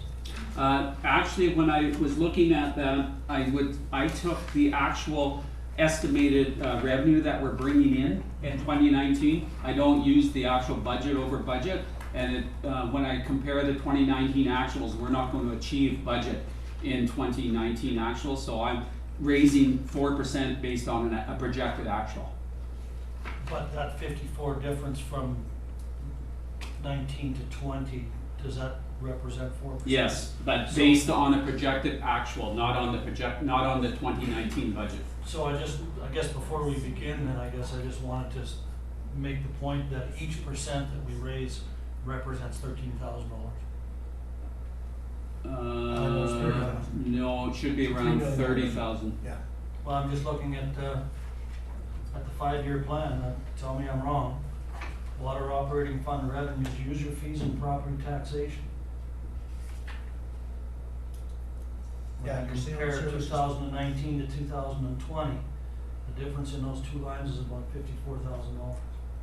Between 19 and 20, but you really, because like I said, you should be basing it on the projected, not on the budget. Budget to budget isn't going to work for your $54,000 or $52,000 because the projection is not, the amount that I'm using for the 2019 is not this 2.634, is that what it is? 2614 million. So really what you should be doing is that $3 million, let's say 2.6 plus, yeah, it's about $3 million. 1% is $30,000. That's how I saw it. Yeah. The reason why, like I said, the math is just because of the projection. I understand. What I'm saying is roughly, we're gonna be about $40,000 less budget this year on our actuals. So 1% is 30,000. Yes. And you were saying, sorry, George, you were saying that the actual 2019 and 2020, you said something there, are we gonna be under budget or over? We're gonna be, on revenue, we're gonna be under budget slightly. On revenue? On revenue. Yeah, about expenditures. On expenditure, it's hard to tell right now. It's looking positive, it's looking good. We always usually we don't try to overspend. There are some items, certainly you'll see the meters line item. When we get to that, I'll tell you, like right now, our budget was $20,000 and we expended about $130,000 right now. And the reason for that is because our meters are failing. Because of the battery in them, they have a 10-year life. And there's all the municipalities that are using West Kelowna. I'm not sure about Kelowna, but I know West Kelowna is one of the bigger players. Those meters all came with a 10-year life, and our actual meters are about 12 years old now, even though we installed them in 2010. They actually came with a date of 2007, 2008, and they're starting to fail now. And they're not powered, they're not electrically powered, they're battery powered, and so they have to be replaced. And they are under warranty, but on certain parts of the years of the meter from 0 to 10, they're 100% warranty. After year 10 to 20, then they're prorated warranty. So they're going to cost us roughly about $150 a meter to replace those meters. $150,000. No, 150 per meter. per meter. Per meter. And we have about 2,700 meters, just to give you a rough ballpark. Yeah. And so we're trying to, and then we have to make and I'm kind of jumping ahead a little bit in the capital, but we have to make right now our technician's going out, and he's replaced about 300 meters this year. And so he's doing about 30 a month roughly. And so then we have to make that decision, do we do one big block at a time, like the way when it was first installed, or do we continue along the way we're doing? And so there is that, we have to make that decision. Not today, but we are gonna have to make that decision. So I mean, it's kind of, in retrospect, when we started metering 10 years ago, because we had to, we were forced to by the government if we wanted to get all that money. We should have, yeah, for the twins, that was part of the, you have to meter everywhere. We should have probably started a fund, because we knew D-Day was coming 10 or 12 years down the road. I totally agree with you. We should have done that. Yeah. Because these meters, that's one fallacy about these meters, is people don't realize you meter, but now we're gonna be faced with some pretty big expenditures because they're starting to fail. $150 a meter, that's looking at like almost $4 million in replacements, right? So. And that's for the ones that are warranted. If they fall off warranty though, that's where then they're about 500 each. 4 to, well, depending on the size, Yeah. 400 I have something a to. question on your revenue. You said we're gonna be short. What is the reason we're gonna be short? Just We didn't the- sell less water, metered water? People either, I can't give you an exact reason why, but certainly you're seeing people using less water. And the metering, I think, certainly has had some impact on that. There's no doubt about that. And sometimes our budgeting is not exact science. I wasn't here last year when we did the budgeting. If we used, a lot of times what us accountants will use is year over year, you'll look at the budget, you raise the budget 4%. Really, you should be kind of looking at your actual, make sure, is your actual going to meet that number? Right? I've made that point many times, because I'm worried that with we have all these conservation plans, and they work and they're great. And it extends, we were told yesterday, extends the life of our infrastructure, and it's awesome. But when you're trying to project revenues, and that's where we're short, if we really have, then we have to raise our cubic meter price, because we need to raise that amount. We need to raise $3 million, okay? If everybody cuts back by half, well, we gotta charge more for our cubic meter rate, or we're not gonna raise $3 million. Yeah. I mean, and we've got a pretty low meter cubic compared to up and down the valley. I've got a brother-in-law who lives in Kelowna, and his water rates are double ours in Oliver. Yeah. So we have, and I've always been worried about that, because then we have revenue shortfalls. You can't project. In the old days, you could project it 100%, because it was a connection fee. It was $250 a year for water, or whatever it would be, and you can. But with metering, and consumption, you can really get into a pickle where you could really be short if you have a real wet year, and people don't water their lawns, or when you have a real consumption, then all of a sudden, wow, we don't have any revenue this year, and it's because we got to look at that cubic meter. Which could be the case this year. It was a little cooler at certain times Yeah, of the year. September was People September. wouldn't I'd even water in September. I don't know what the answer to that is, but I've been worried about that for a long time, that we could really just see our revenue drop off. It was, I kind of forgot where I was gonna ask the question, because it's been so long. But just to follow up on that, there was a little small discussion last night with some councillors. regarding that, when you look at the price of replacing our meters, and one of my questions was, are we using the same meter as a replacement? Because apparently there are others on the market that don't fail. They don't have There, moving parts. I don't know, But that's. yeah, we'll not talk asking- about that on the There's capital newer side. technology with no moving parts in it. That's what I'm They will referring to. fail If though, we're they're all changing battery that- operated, so. Well, the battery was a problem at some point. But, the point, the further to that discussion was, last night was around exactly what Councilor Michelle was talking about. When we look at, I see the number in front of me of replacing our meters is a $4 million bill over time, okay? It's, no. No. Is it 27,000 meters that we have? 2,700. 2,700, so it's 450,000. 450,000, Yeah. not Okay. 4 million. Yeah. Okay, Missed a zero there. but, money. They say 27,000. But we Okay, have that's to keep what full we're- price Big on zeros. You know, well, we were incented to, with the money that we got from the province to install the meters. And now we're in a situation where it's gonna cost us money to replace those meters. Do we just say, well, thank you very much for twinning our system, we don't wanna use your meters? But at the same time recognizing that the reason they were put in was to conserve water, which exactly causes the problem that Councilor Michelle's talking about with red. Yeah, we can. So we're really caught betwixt and between here. Do we wanna conserve water, or are we in the business of selling water? I've often said that you have to almost project what your conservation is and adjust your cubic meter rate, because you wanna collect that revenue. You need to collect the same amount of revenue, otherwise where's it gonna come from? It doesn't come from magic, you know what I mean? So you always have to adjust your cubic meter rate. Everything else gets percentage increases, but you have to look at your cubic meter charge that you're charging, and maybe look at that and adjust that. And you know, compare it to up and down the valley. I mean, you don't wanna be doing things on your own, you know what I mean?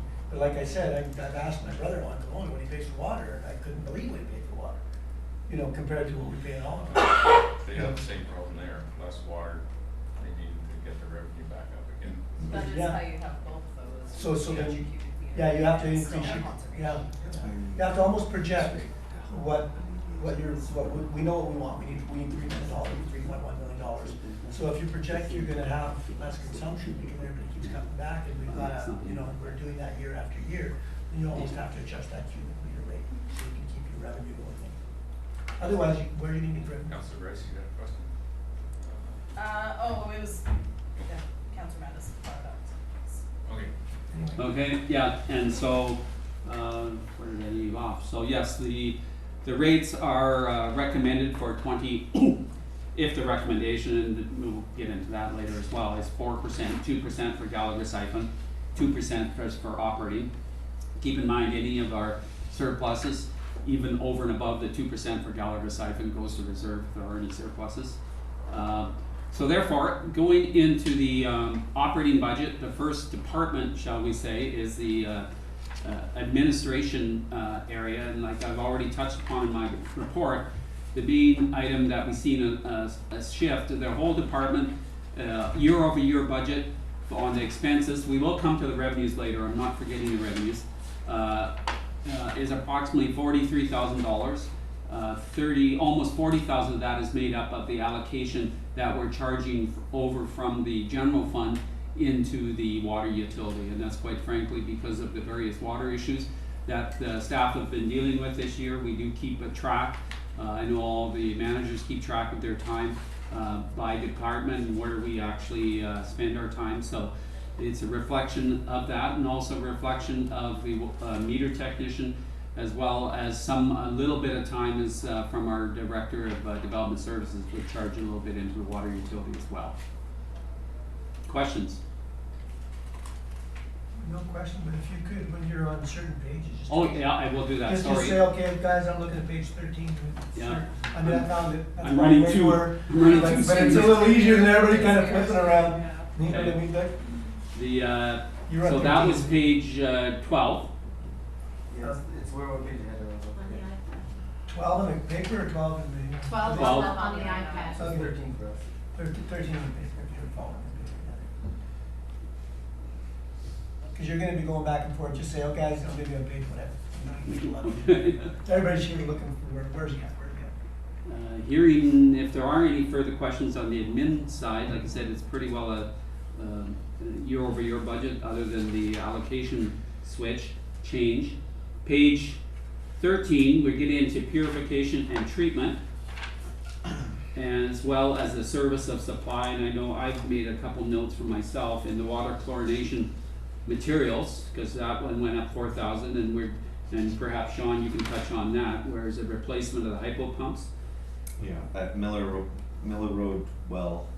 So we're changing one of the cells because it's over its useful life. It's not working as efficiently and breaking down. And the hypo pumps need replacing this coming year now. So that's the major change in that. Otherwise, everything else is around the same, is it not? There's some Yeah, in the increases. purification and treatment. Okay. I put up on the screen, just so you can see, like, it's row 268 to 270 or so up on the screen. That is the line item for the water chlorination, sorry, of the actual materials, and why we had an increase of $21,000 there. Councilor Grace? Thank you, Worship. For the Miller pump, the replacement of pump, Miller Road, sorry, why is that not capital? I knew that someone was going to ask. As soon as it came up earlier. Very good question. After the discussion we had in the sewer fund, I do believe that should be over in the capital. And so we should be moving any of our capital items like the pump that are over $10,000, we should be moving that over to capital. So that's the first of, I'm not sure how many we're gonna have like that, but that's one for sure. And that's, There's 2 pumps with that. It's kind of a scale. All these years, stuff like that. so you're looking at 20, Yeah, we bring it up. 25, Capital would be bigger. 19. 19, Now the new Capital, office tank. capital yeah, asset. 19,000. Miller Road, pump ups. You know, write something as a piece of capital and you write it off. Depreciate it. And then there's a threshold, so equipment is 10 grand. Oh, And the other reason for putting it in capital is because we capture the depreciation. Which often becomes our surplus. Scale. Whereas if it's in operations, you never, it doesn't show up in the surplus. In that 19 grand. There's 2. 19,000. Just so you know as well, We'll write it off as TCA. sorry, just so you know, there's actually 2 pumps in there. It's not just one for the 19. It's there's- replacing both. There's 2. Yeah. Oh, okay. So, So does that meet the $10,000 threshold? Yeah, it should still be capitalized. It kind of comes. The system comes on a skid almost, pumps. and you have the pumps and the setup and the piping, and then you can disconnect it all. where did this $10,000 come from? Is it a new thing? Because it just seems like $10,000 isn't very much money. All of a sudden, you're gonna be doing tons of capital where if you gotta spend 15 grand on a pump, it's operation. To me, it was always kind of operation. We haven't done that in the past, and but we were discussing that in the sewer. Whether we moving forward we do that. Is There's it gonna be a lot more mandated by items government, on or- the. Usually your operating budget is more just your ongoing maintenance, it's not really a replacement. Usually your ongoing maintenance is year over year, where a pump like this, if it's gonna last 5, 10 years or whatever, it should be spread out over its length of its estimated life. And so I'm not sure how long a pump is, but the tangible capital asset in accounting, I don't wanna be too accounting on you, will specify what should be capitalized and what shouldn't be. And this would certainly meet a threshold, because I guarantee you, if I went and looked, we actually have a massive list of assets in our water system, and I guarantee you there's probably a pump in here that's actually being depreciated currently. And so when we're replacing it, we remove that out of the inventory and put that back in. And so it's an accounting treatment, yes. At the end of the day, it's gonna be funded out of the water capital reserve, which ultimately is funded from rates anyway. And so it's coming from the same source as an accounting treatment that's a little bit different. The only thing you could get into a bit of a situation where all of a sudden, okay, oh guys, don't worry, our operating is not really going up this year. No, that's because you moved so many items over to capital, so it's gotta be, it looks good, okay, well, our operating budget is great, we're doing a great job. Well, but because we pulled out $100,000 and put it into capital, I guess you gotta look at the whole thing. That's Yeah, just but it's an you're- account, like you say, it's an accounting thing, but But you're right, you're not wrong, and that's one of the things you do have to be aware of, because as you move that capital over to the capital stock, in the proper accounting treatment, you know, in my experience, the first thing that ever gets cut in any budget is capital, because it's the big ticket item. So you have to be aware of that these are, you know, they are obviously a very needed replacement of ours. It's not a nice have, this is a No, must have. That's a must have. Right, yeah. and so you're right, but technically it should be over in capital. Okay, where else were we? Oh, and then we were at the reservoir maintenance. I want to talk in the services and supplies a little bit. There's not a significant increase, but we're just showing you some of the items that are being done. There we got the reservoir communication upgrade materials. We also have at number 6 reservoir, number 5 reservoir upgrade and a fence ladder, I believe that is, and some of the other smaller items that are being just regular maintenance items. Oh, There's so You're much still more there. reading.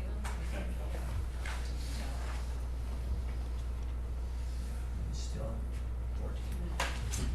Moving forward then, transmission and distribution is certainly a bigger item, and this is definitely getting into the area where the canal budget is and some of the maintenance that has to be done at the canal.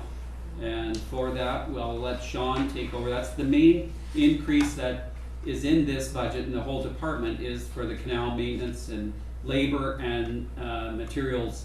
So perhaps Sean, you can go over some of the work plan for that. Okay, so, yeah, I mean, generally the canal maintenance, labor and materials is the primary categories that have increased. That's because we've increased the length of the rehabilitation area that we're doing this year. When we received the All North Canal rehabilitation report, they recommended that we start looking at rehabilitating 300 meters or more each year of the original concrete surfaces. And I showed some pictures, and I know Mayor Johansson went out there, and the next section that we're doing is right above the Oliver Ready mix for 300 meters. So it goes from check 1 to, and goes towards the south past the Ready mix plant. So that's the primary cost. So you're gonna see that a little bit higher for years moving forward in that area, because we have to continually stay on top of it.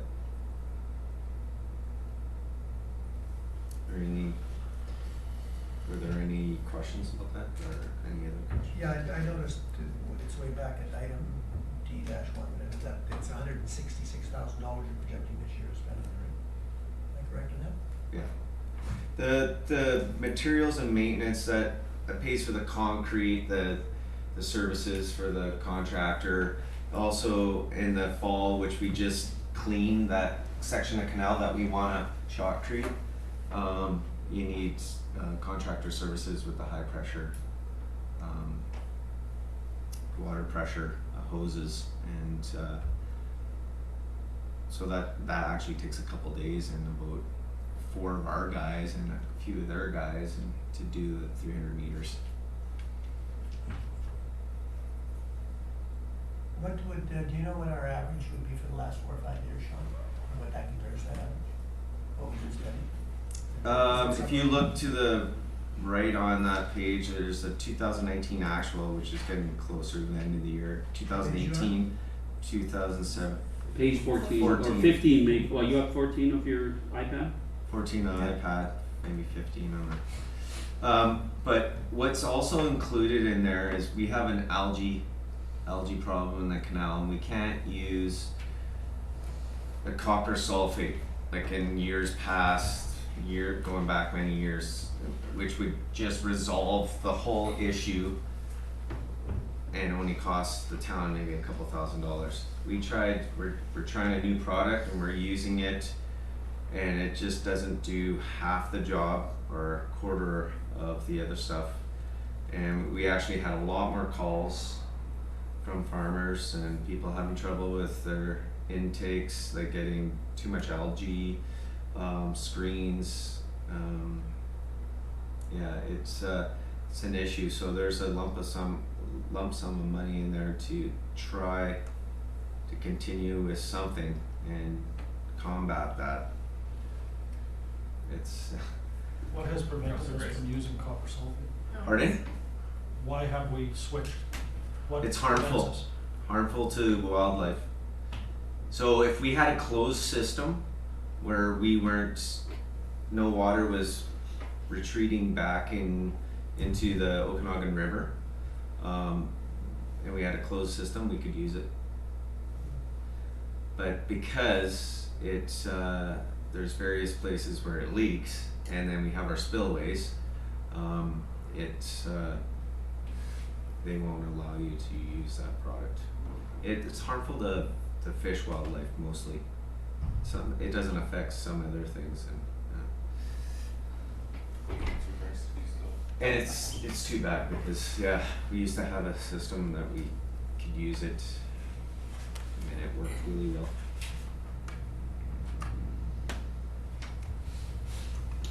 Okay. Move on then to the next page, 15. That's the power that I was referring to earlier. And when you look at the power budget, there's nothing spectacular there. I just was mentioning the 2019 actuals when we start going down and you look, and I know we don't have October and September is still the September bill. I believe we have September, we don't have October. October will still be a fairly significant bill, but November and December starts to drop off significantly. And you start to see our total budget for power is $246,000, or total actually I should say, $246,000 on a budget of $377. I'm feeling quite confident that we're not going to achieve that budget, so that's good news. And so that's how come I'm making a recommendation not to move our 2020 budget, even though I know Fortis is going to raise their rates slightly. I think we do have enough budget there already, and we don't have to raise our rates in our power budget at all. Questions, comments? But if you get back to a normal year, then you might be, by not doing that, you might be, I mean, policy's always been any surplus from one given year, just goes to the capital reserve account. Yeah. Probably budget correctly. For a normal year, I don't know if we're gonna get 2 years in a row where it's kinda wet. We might Yeah, find- it'll- find- This year will be lower for sure Oh, by the absolutely, end. September there's Yeah. no water. Yeah. And you're very right. Next year we could have a scorcher, and it could be heavy consumption, and you know, like you're right. Then that's why the reserve is there. That's like our snow budget. Yeah, exactly like snow budget. Yeah, good point. We never know. Pump maintenance is the next one that we start on page 15, moving over into page 16. I was just looking to see, I think we had one that I spotted that I was just noticing, the Rockcliffe domestic pump. There's, Rockcliffe, Tuckalnuit, Rockcliffe Irrigation, those are pumped to refurbish the existing high horsepower pumps. So those are going in. It's just on our maintenance plan, and 3 of them are on the list this year. We have a rotation every so many years, and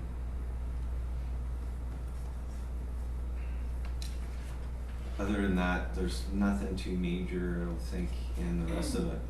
So this is like a refurbished pump, it's not Yeah. a new pump? No, not new. Okay. No, those would be, it's maintenance for sure, yeah. And it includes our labor too, like just to pull the pumps, use our crane truck, put them back in, that's like a day's labor for 2 guys. More than that, Councillor Sue? I just have a quick question for the Black Sage domestic pump. So our actual this year was 11,341. Is that just because it required a lot more work this year that it's not going to be requiring in the coming years? Because I see our budget's gone down for that one. Which account number was that? That's the 500. Yeah, 500. Black Sage? So Black Sage, the top of page 16. Black would be Sage three. on Oh, way at At the the top top. there, the labor? Yeah. Oh, yeah, it's right there. So our budget's coming down on that one. We were way over this year. It's next one up, that one right there. Maybe it had a pump kind of last in 2018.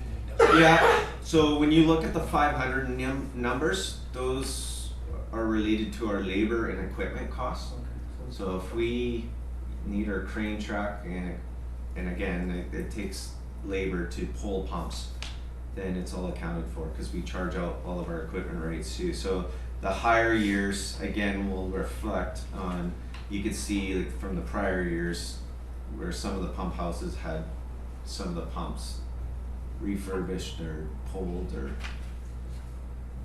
some work done to them.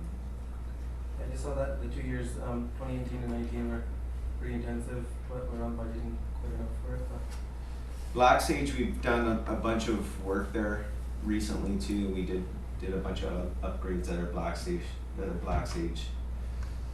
station, even with SCADA and a new VFD on one of the motors, and yeah, so that's where we're gonna start seeing, as we do more variable frequency drive motors on some of the higher horsepower pumps, start seeing some power consumption savings too, which over the years we're slowly doing more of those, and it'll reflect, even though Fortis is putting an increase out, but we may be saving in power in a lot of areas, so our numbers may not go up as much, A right? rebate from Fortis? Yeah, 10 grand. We got There 10, is? yeah. They write a check? It's about 100 a horsepower, depending on what it's used for. We also have the number 4 pump at Rockcliffe Irrigation. Yep. Is that a new one or refurbished? No, those are all refurbished. Okay. New ones would be double Okay. Oops, Triple.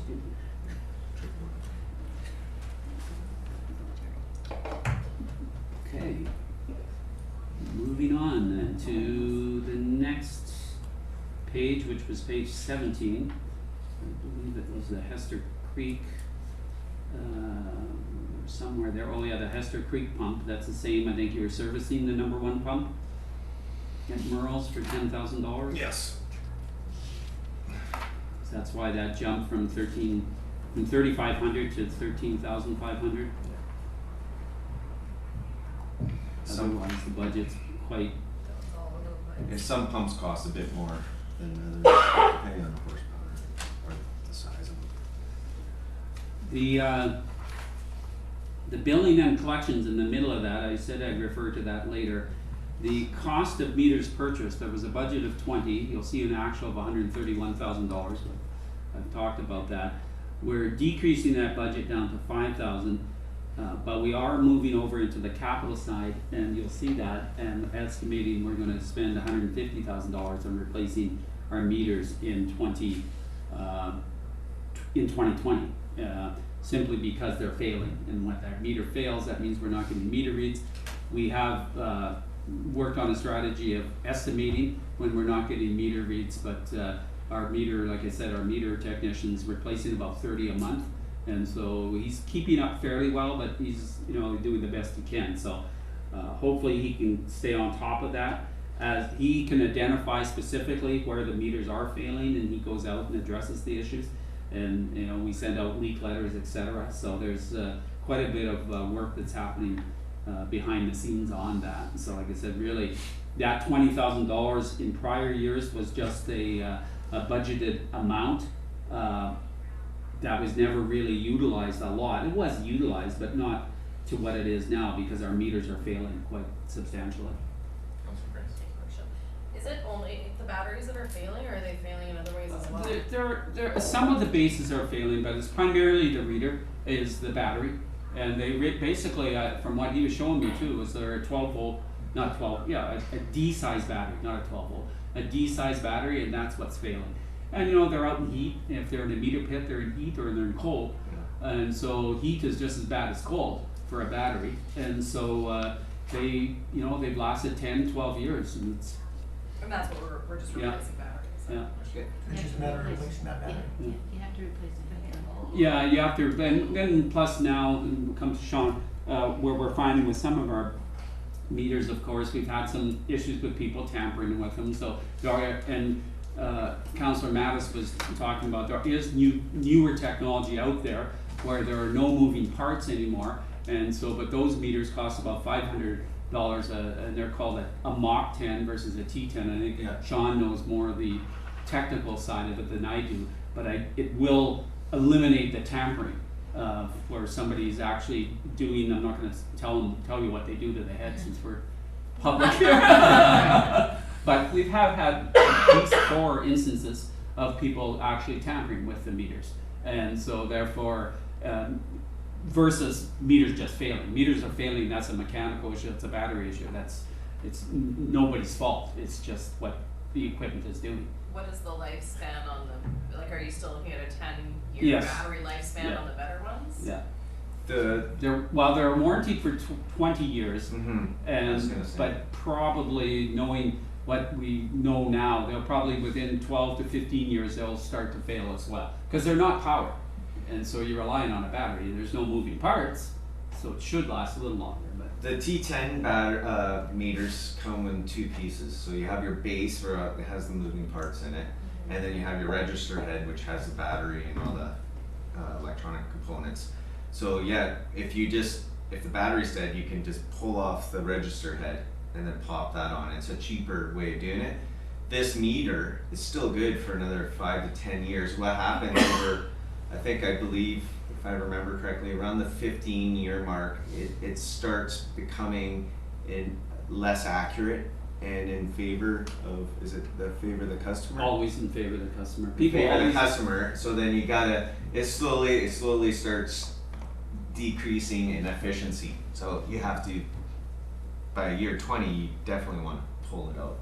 Yeah. You could get away with it for a few years, but it is a cost of doing business, whether you're in an electrical business. I used to be involved in that a lot over my career, as well as water. People also, I'll be coming back to council early next year with sewer based on our water meters as well. So it is a cost of doing business in a utility. Yeah, so I got a bit lost. So we're replacing the batteries right now for $150-ish? register head. But still expecting that the whole entire unit itself in about that 20 years will fail. So, is that correct? In 10 more years. So should we, didn't do it 10 years ago, but should we now begin to save for the time when it's gonna be $500 or $600 Well, a unit as opposed to? And you're absolutely, we were talking about this at our staff meeting this morning, that's one of the things we have to start to crunch those numbers and start to realize, okay, what's the more, from a cost benefit, what's the more, makes more sense? Do we just jump into looking at replacing them all now, or do we, and moving to the new technology? One of the problems we're having with the new technology is that Neptune, who is our supplier, can't supply those new meters. They just, everybody swapped, because a lot of the munis, West Kelowna is one of them, I think they have about 30,000 meters. They went into about the same time as we did. And so, Yeah, they did it. and then of course Neptune's a huge company. And they're supplying these all around North America, and so they just can't manufacture them quick enough. And so you go, well, can you go to another supplier? You can, but the problem that runs into that, and Senses I believe is one of them, is that then all your meter reading technology, everything has to change.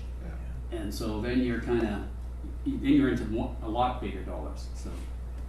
Just one sec, Councilor Matt. I'm confused with the math. We're replacing 300 meters a year at $150 a piece. That's the ones on warranty.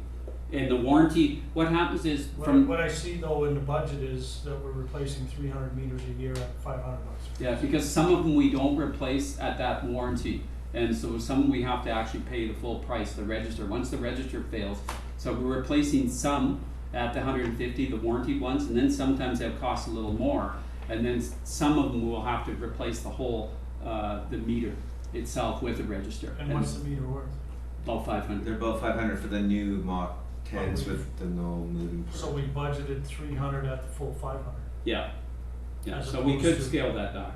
Or to follow along, maybe just leave it as it is. Yeah. And not that we Yeah. wanna create a separate reserve, but that's. When I first put this budget, For down the road. yeah, and to Councilor Mattis, when I first put this budget together here a couple of weeks ago, I didn't actually have I didn't talk to the technician like I did this morning. And so we definitely could scale that back, but we have to put something in there. I understand, Yeah. and then again, next year when you'll get a little more data or have more time, you'll also have to break out the repair versus the capital. Mhm. Because we've got it under capital right now, but in reality, they're not capital, they're just repair. Yeah, the warranty stuff should be in the repair. Yeah, And then anything full If you're replace, replacing- full replacement, yeah. replacement we is should do capital, under but capital. again, it's Yeah. not large enough for the capital threshold, so in actual fact, it should all be under operating. It's hard to know that number until you get into the year when they start failing or something. and then the question is, I know we're jumping around here a little bit, like, do we do it all in one chunk? Or do we continue doing our 300 or 400? Well, I'm just suggesting that whatever the budget is, it should be in operations, Yeah. because the meters are not large enough for capitalization. But as a group, they are. And when they first put in this, the whole metering system, they were all capitalized, so. Councillor Michelle. Yeah, it'd be interesting to know what this whole metering thing actually costs the town.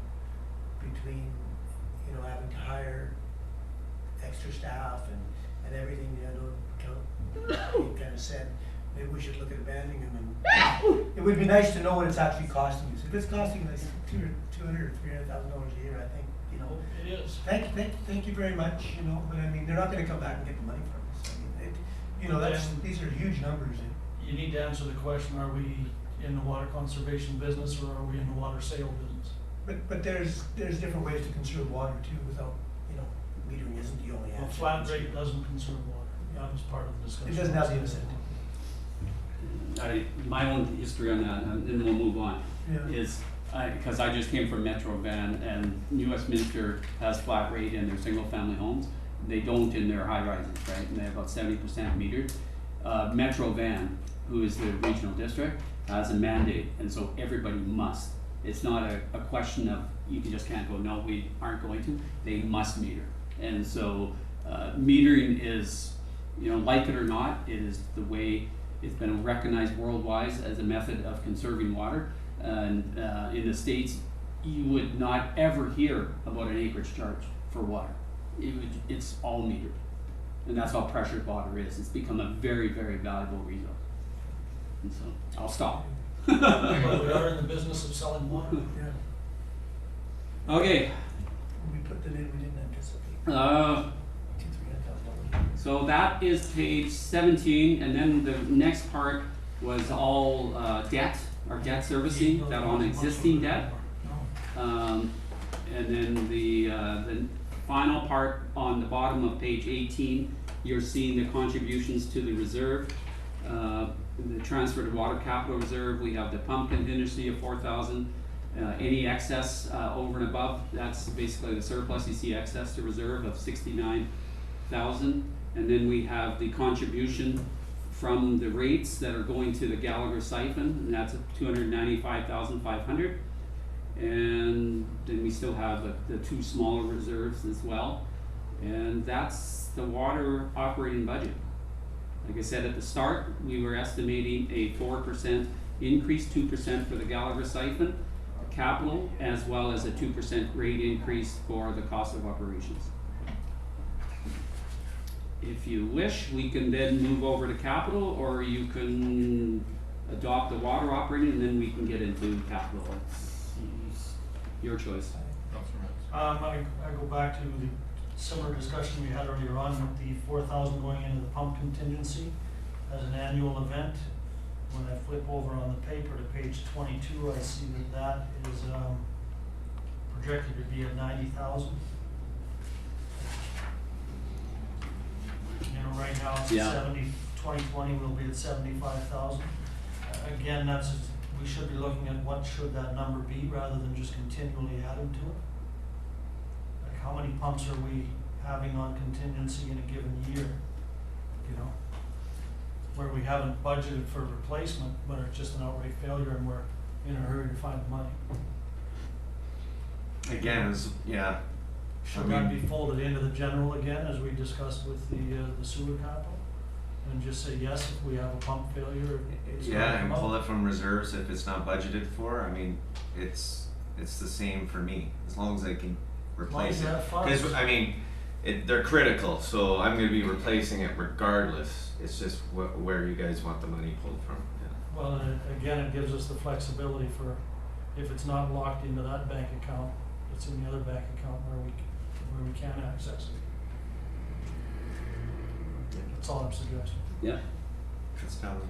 Well, no, I fully support it. I don't have any issue. I always like to, in reserves, that's why I brought the reserve policy forward and was looking at amalgamating some of the reserves, because I can appreciate back in time why they were set up into separate reserves and everybody wanted to track them separately, but keeping into the same vein of thought pattern that the recreation people have done, where they took 4 or 5 reserves and put them into one, I guess they call it a super reserve or whatever they call it.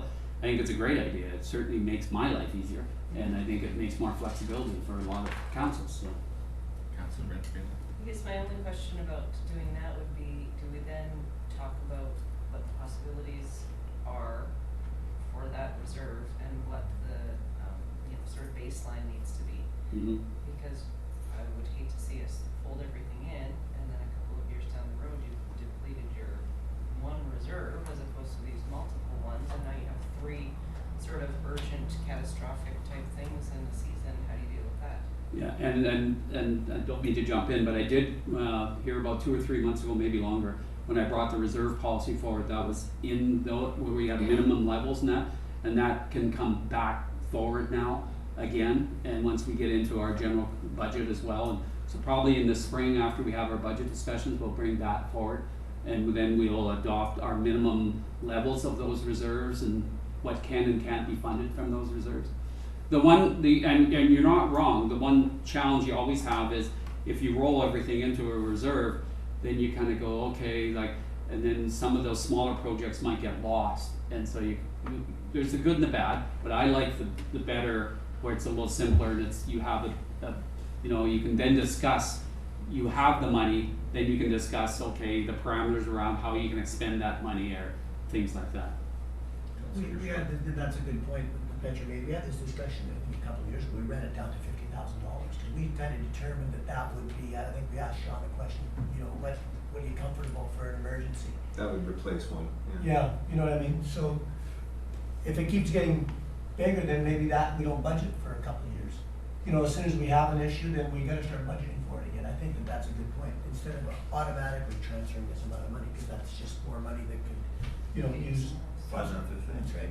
Instead of just, I think it should be, some of these should be capped. If we are gonna have it, and I thought that's what we had done. We kind of said $50,000 was for that pump reserve was where we kind of felt comfortable.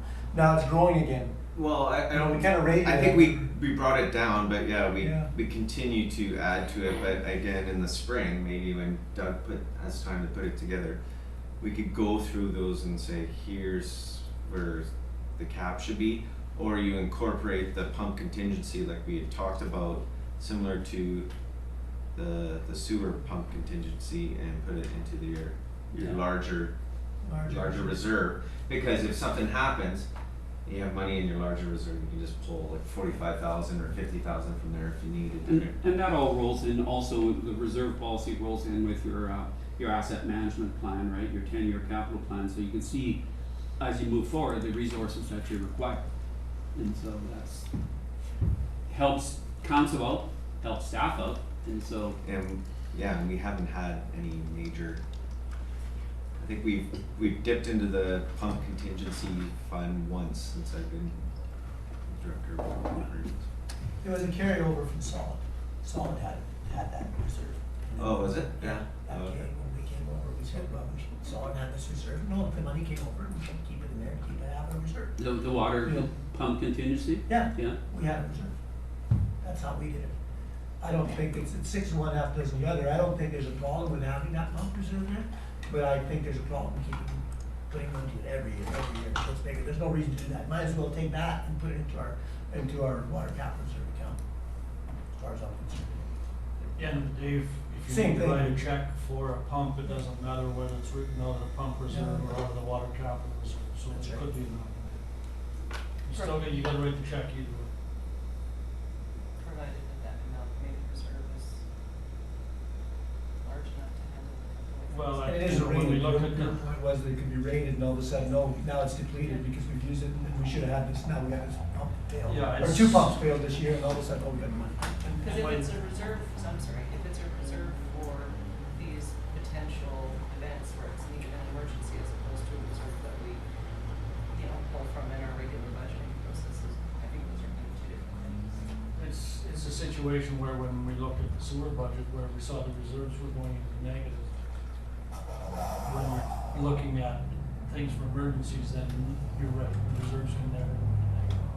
You have to have something. But the good thing is that when you have a surplus, it all goes into your one big reserve automatically. You don't have to, we're not piecemealing it so much into the pumps and so much into the other funds. When you have a surplus, it all goes into your reserve, and that's all for capital going forward. Well, I think you just consider all those things like pump contingencies or whatever when you're deciding what minimum level you're gonna maintain in that reserve. That's a good point. Yeah, I think I'd feel comfortable with having a minimum. I don't think I'd feel comfortable with having it all in one reserve because of the, down the road, you could deplete it, and yet, but at the same time, we don't want it to grow. I don't want it to grow, because if there is surpluses every year, then they should actually go into our other reserve. We could set a limit and say, okay, if we rate it, and it goes below 50,000, we start putting money into it again, so we know we have a buffer there. But not this thing that grows to 90 or 100,000. A couple of years ago, it was quite high. It was even higher than that we rated. It was 120 years ago. over 100. Yeah. Or you amalgamate it and say the minimum for the general reserve is 100,000. Yeah. Same, Let's not waste too much. same thing. 6 Okay. Keep it there for now. Okay, that wraps up water operating. Therefore, we'll move into water capital. And I think probably at this point in time, because obviously the biggest project we have in water capital is the Gallagher siphon, that we did discuss last night. We had Steve Underwood, we had Tim Spiegel, come forward, present the council with, the 2 options that they felt were, that were reviewed. The gravity siphon, as well as the low head option, which is approximately $3.5 or $4 million less expensive. They're both expensive, but one's less expensive than the other. With that, I can certainly, I don't want to take up all the talk. I think there's been a lot of talk on this project already, and so I don't know if Sean, you want to add anything, or council can take it from here. We could start, Gallagher Lake is the first item on the way I have it broken down, 2020, 21, 22, after consulting with Steve and looking at his Gantt chart, if we were to, council wanted to get this moving and started next year, we gave our best estimate of how much money would be spent in each year. That could change, right? So it really depends when you start. Now that we've thought about purchasing our own pipe, and so that they'll give us some savings. Do we want to talk about Gallagher or leave that for the end, or? Is this chart based on the low pressure? Yeah, it is. It's based on the cheapest version, basically, so the low head pump version. Yeah, I put that in there, and I knew, well, if we decide to go the other way, we just have to plug in the numbers and revamp it. The one, I'm sorry, I will say one more thing before I stop talking.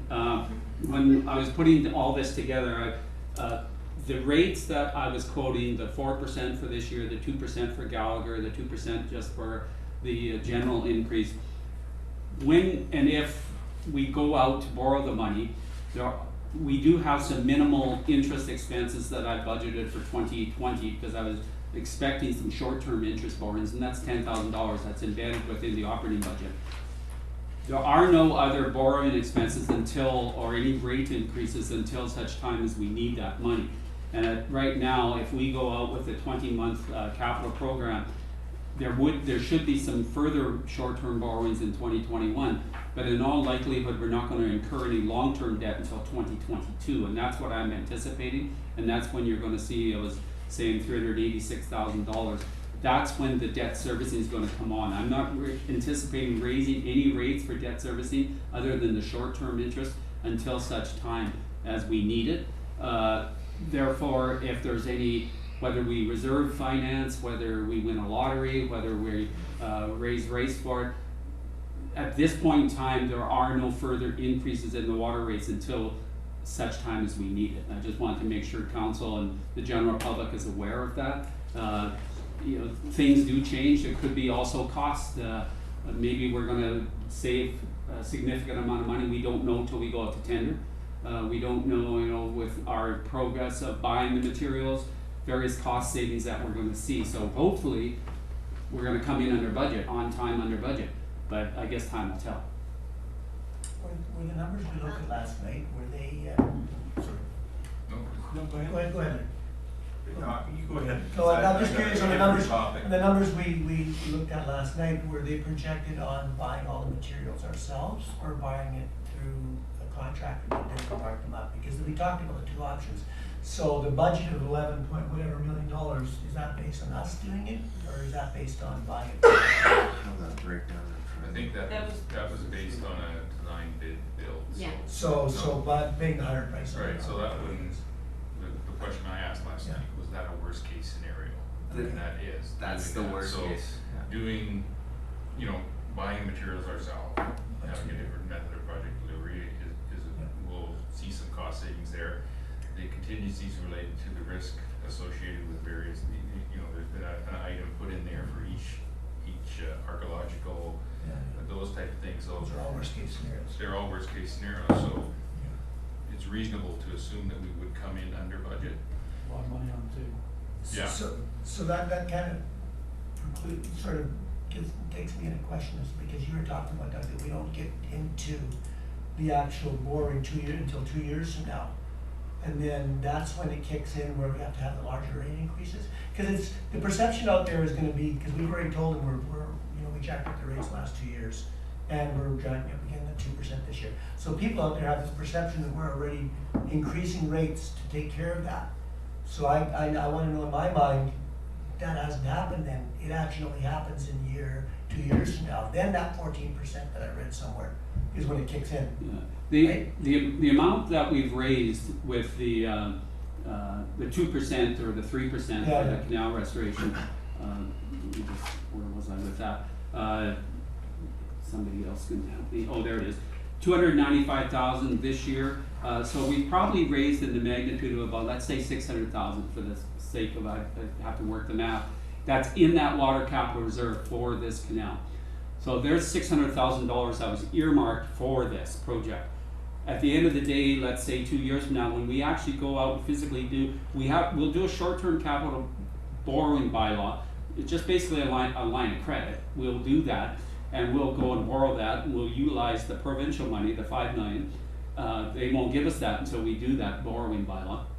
But once we do the 5, and then we do our borrowing, then we'll get a better picture of where our finances are. And therefore, you may use some of that $600,000 or more from the capital reserve to limit your. I'm using 386,000 as the worst case scenario.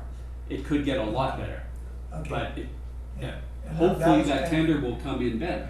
That's kind of key to how I've been thinking because, I was gonna ask you, but there's no point in asking this question now, then it's 2 years from now that question gets Yeah. asked. What happens, give me the different scenarios as to how much money we pull out of our water capital reserve account as to what we have to borrow and how that affects what we have to increase our rates by.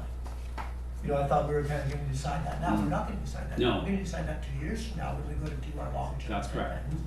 That's correct. Yeah, that's right. So And- one other thing, Councilor Michelle, that we were talking about was, we're still trying to get funding from the federal government Yeah. on that. But you were here when we had a discussion on sewer, and there's lots of infrastructure money available for sewer and water projects. So if we can tap into that, say, like there's another way to skin a cat. I said before, if we can't get money for some special irrigation project, maybe we can get money for our water and sewer capital works, which frees up money in reserve to be able to put and reduce our borrowing capacity. Yeah. So there's lots of things in play that we won't really know until 2 years. Yeah, we're not gonna have the discussion today then Right. as to how much money we're gonna use from the water capital reserve Right. to try and figure out what we're gonna increase our rates by. We're gonna have that discussion when we go to do our long-term borrow, right? Correct? Correct. Yeah. Councillor Schwarzenberg. Thank you, Worship. Just two questions. The 3%, 222, wasn't, or am I mistaken, but I thought part of that was to increase the maintenance we do for the 300 meters a year on the canal maintenance. Yeah. And the other part of it is kind of the siphon repair, is that correct? Not the way I read that motion. That, When I go back, I'm gonna read that motion again back to you. Because the way that motion read, that council directs staff to implement an annual canal Gallagher siphon rehabilitation increase over and above any operational rate increases. So the way I read that, or I could be wrong, but really what council of the day was trying to do was build, you knew you were gonna have an issue with the Gallagher Lake.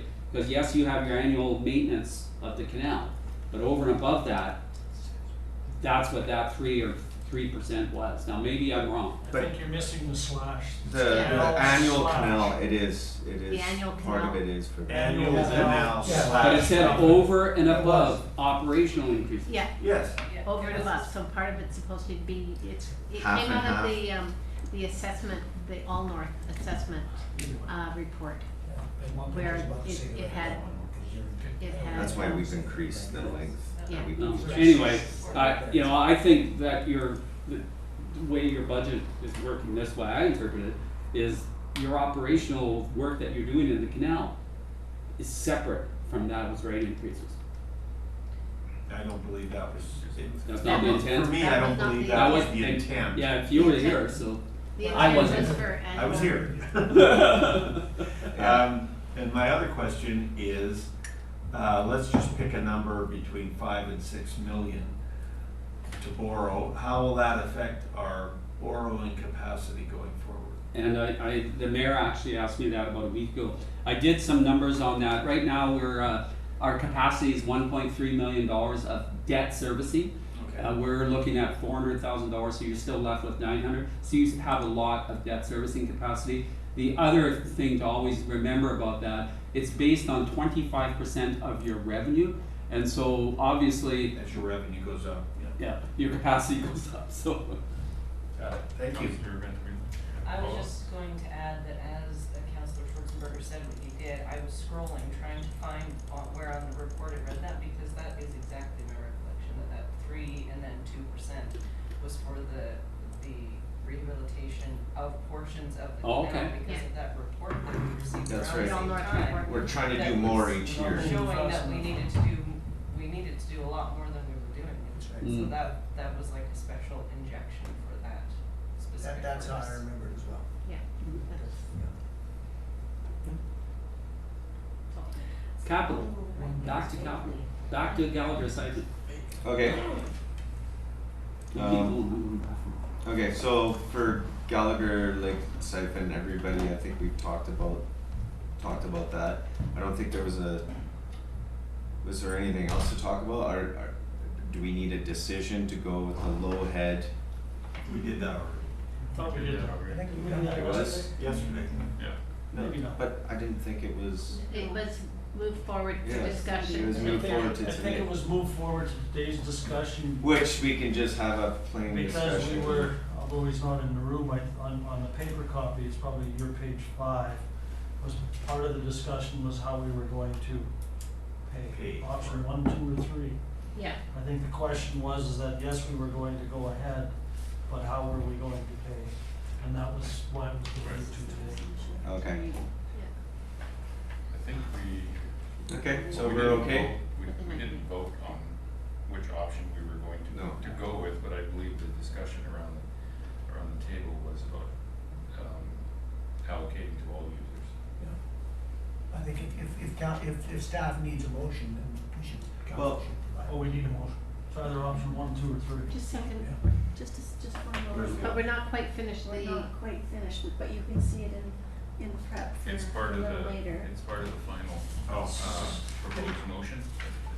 There's there's 3 options there. Yeah, that's right. Yeah, and the We can wait options till are on the- page Yeah, 6. we I think we should wait till We, we can move on and do that at the end. Yeah, I think we should wait. till- Yeah, we can do that. Yeah, that's fine. Okay, so, I'm just saying the options are on page 6 of the paper, probably page 5 of the Yes. computer. To lay out what the 3 choices are in the. Yeah, and the actual options are on And the page actual, 2. and the actual numbers, yeah, because the option 3, if you look at the resolution, option 3 says insert ratio, Yeah. and that's Based on the split. based on split. 50/50. okay, so I'm gonna move along, and then if we have to do any motions at the end. So 2020, CRP means Canal Rehabilitation Project. So that was again from that all north assessment of our canal. Risk assessments of potential hazards. We just didn't get to it this year. I need some consulting work, and so I just carried that over. The town siphon load and stress assessment, we want to see the health of and approximately how much life we have left in our siphon that goes under the town up School Avenue and comes out further by Tulameen, above Tulameen there. And so we're trying to, that again was in 2019, and we're trying to find a company that could properly do that, so we were having some troubles. Cobo irrigation control and electrical upgrades, that is a continuation, that's started already. So we had it broken down more half and half, but we're finding that the majority of the costs are actually just carrying over into 2020. So only a certain amount is paid in 2019.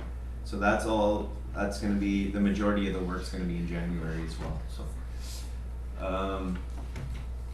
Elk Fall Culvert Repair Road 11, during the 2017 floods,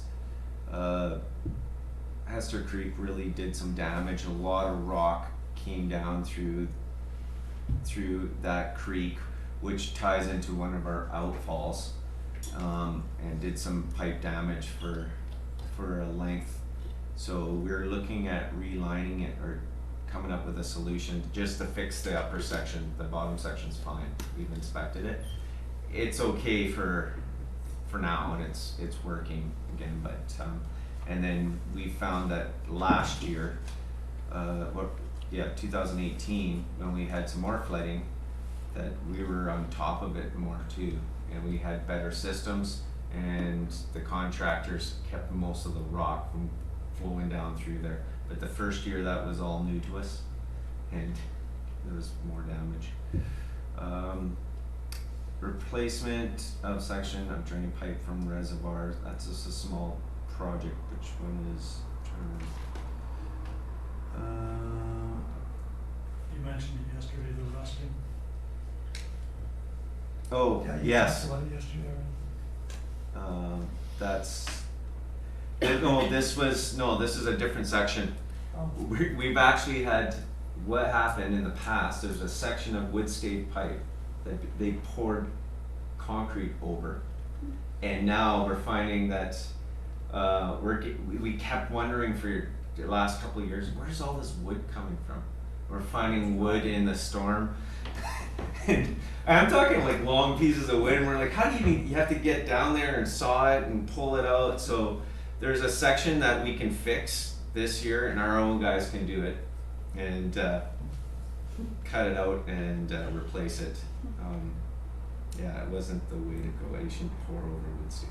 If you wait until you're getting the metal bands, then you'll know that Well, you it's- can see the metal. We finally could camera it and get the camera in there. They couldn't even get the camera in there before, but we went in and we got some pictures, and you could see the metal rings, and then some of the wood is missing, and some of it you could see floating down. Yeah, it's interesting. Flume 3 structural improvements. We had a assessment done, a seismic assessment last year, and they had told us that overall the health of the Flume 3 structure is fairly good, but some of the girders and the concrete on either end where it's connected needs to be beefed up a bit. So that accounts for engineering and for reinforcing and making those improvements. Again, it's not critical, but if you ever had a substantial seismic tremor or something, that it could, that's where you're gonna see the failures. Water meter replacements, I think the CFO beat that to death. Station Street main. Good job. Station Street main upgrades, as I was discussing with most of the council during the sewer budgets and for Councillor Michelle's, just so he's up to speed. What I've done on some of the possible road improvements or road extension projects or some, we put aside some money to do more of the design and consulting work in the 1 year, so we have it shelf ready for the next year and we can get a jump on our projects a little bit better. But again, when we do that, I'm guessing because really what drives a lot of the projects, unless it's critical, is the road resurfacing out of the general budget, right? So if we're gonna go and redo Kootenai Street, and decide to do some upgrades and paving, that's the time to redo some of the services, sewer, water, so. And we've been doing that. Yeah, and we've been doing that, so that's just, but what I found is in the last couple of years, we've got behind, it's driving me nuts more than anybody. And I had a long discussion with our consultants that we need to be a little more ready and have the designs done to a certain level. So then I feel more comfortable too, instead of last minute trying to answer questions and design changes and things that come out of here's our design, here's what we're going with, we've already done the work. Not to say there's always a little bit of tweaking, but. So that's pretty much, booster station SCADA 6A, that's our little booster station we have on Road 13 that feeds where the Road 13, what is it called now? Yeah, Road 13 winery up in that area. So that's just to we've been making improvements just like Kobo, electrical improvements, controls, and upgrading pump houses. Each year we've been doing that, so that's just another one. Do we actually boost the water for people? I thought people who had low pressure could now boost. Not that whole bench, cause there's residential, there's, that section is, system 6A is all boosted up there. Yeah. On that All the bench. guys who have low pressure use their own booster pumps, but we're boosting it for these guys. We're boosting it for that, and I'm not sure it's always been that way. Okay. Yeah, I think because there are some, it's a small residential area, but there are some vineyards, of course, and wineries up there, but yeah, they just benefit from it. We have that reservoir up there too. Going through, so Station Street, that's one of the projects, whenever council decides to do phase 2 of Station Street, we're gonna do some water main improvements and replace some services.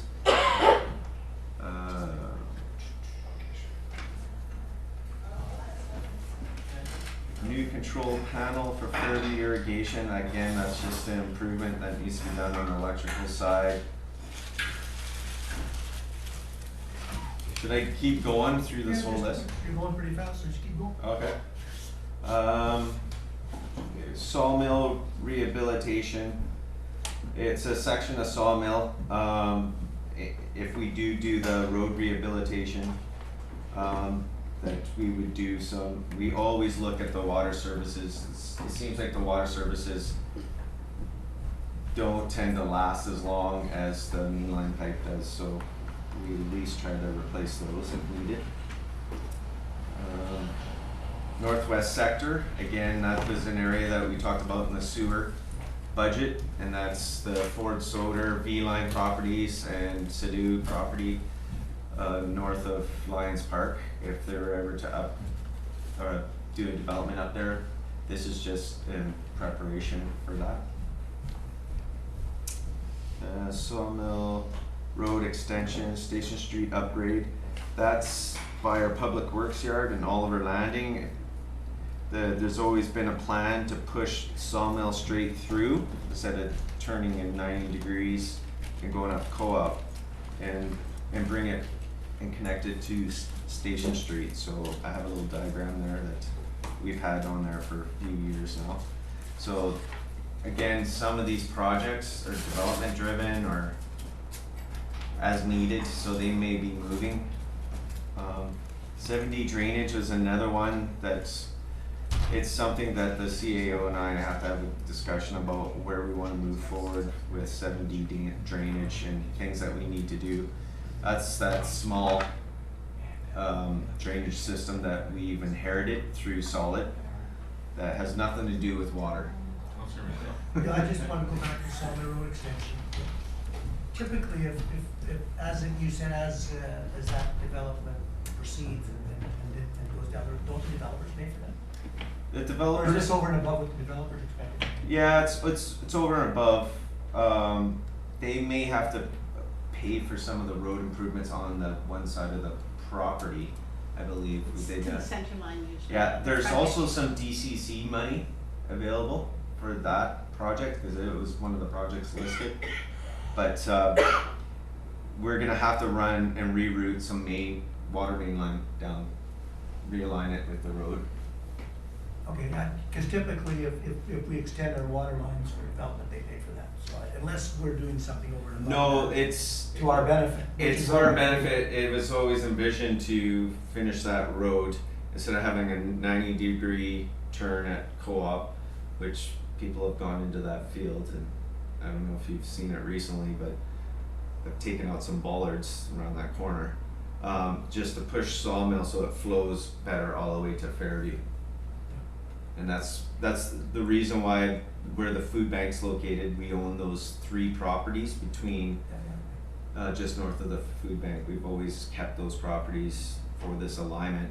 And yes, the old Forbes property, Oliver Landing property, or whoever develops in the future would have a tie-in to that road, another tie-in to that road for the. Well, that's kind of why I'm asking the question, because I would hate for us to put this pipe in and then they just get a free ride and tie into the pipe, because normally, if you gotta extend a water line or a sewer line, the developers are paying for that. They've already got water main going into that. They've already paid for that. They've already paid for Into that water road going in, section? and yeah, and then what they're doing is creating strata developments, right? So right at the end of, you can see on that little diagram where there's a road that's kind of grayed out. It goes to the right towards the river. Portion of that road is completed, right? But it's at a dead end right now until they develop more. But the water main is already in there and they paid for that. Yeah. This would be more to our benefit, just to keep in alignment of the road, move the water main. Doesn't mean that they may not have to contribute to the road itself in some of the improvements, so that's possibly, right. 7D drainage, I was talking about that one, what to do with that in the future. We've got encroachments onto a property that doesn't benefit that property. We've got a pump station that we're doing some small improvements this year too. But eventually we're gonna have to reroute that or get a right of way over that property.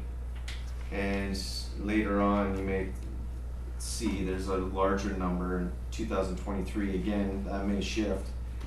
But we have to redo that drainage system at some point or make several improvements to it, and But we have to bill them for it. We have to have meetings with all those property owners Yeah. and see if they're all gonna go along. yeah, but this Yeah. is It's the We are difficulty. not getting anywhere with them. I had a There's, guy come and see me. Yeah, they don't want to. they don't wanna spend any money. That's what I told him, listen, you guys, we're not responsible for that. If you guys want I that know. upgraded, you're gonna have to get together as neighbors and discuss it and then come up to whatever it's gonna cost per property owner or It per says, acre or it says, whatever. It's you know, expensive. yeah, it's expensive, but I also told him, you know, how expensive is the land that's worth $200,000 an acre for grapes that you can sell, and if it's flooded out, it's worthless. you I'm know? So glad that- you they gotta told me realize that because they won't listen to me, most of them. Well, I don't know if he listened, that's what I told the guy, we're not paying, the town's not paying for it, I said, cause he kinda said, oh, when are you guys gonna pick that? I said, we're not.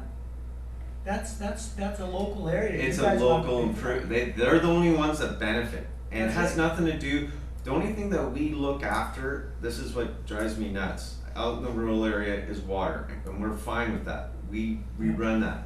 But now we've inherited this drainage system, and really, it shouldn't be tied to us at all. Can we Like look it- into getting an albatross off our back? No, let's. It's not as easy as. It's not as easy, eh? No, No. we've already looked. We can't get it, no? No, We're no, tied into but it, yeah. it was in the, OIC that was provided to us. It was a service that was provided by Solid, and we don't have the ability to stop that service. But we do have ability to, if we do the work, to build as a service, right? Yep, Okay. Well, and we do. Councillor Matthews. I was just gonna suggest if we could go back to this year's budget. I think we're talking 3 years out here. I would Well, like that's why I asked when I understand. stopped at two I thousand. understand, and there's another 3 pages of 3 I years know, out, but I that's- would rather get back to this year's budget. Okay. I'm already done then. I've gone through all the 2020 things, but if there's anything on the capital that maybe you have a question about the rest of it, or some of the other years coming up, or some of the other projects coming up, let me know. But when you see the W1 projects, W2, those are the more critical projects that Steve was talking about on the water capital plan that they just recently put out, and those are, they may start a couple of years from now. Again, those could get moved depending on how critical we think they are. And there's more of them in our 10-year plan. Any questions on this year's capital?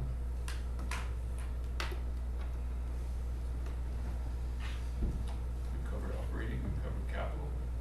We at a point where we can look at a motion. Now we have to determine how we're gonna pay for it. How we're gonna split I would, it. Takes us back to page 6 Yep. on the I- paper. I would We have move, to your do- worship, that,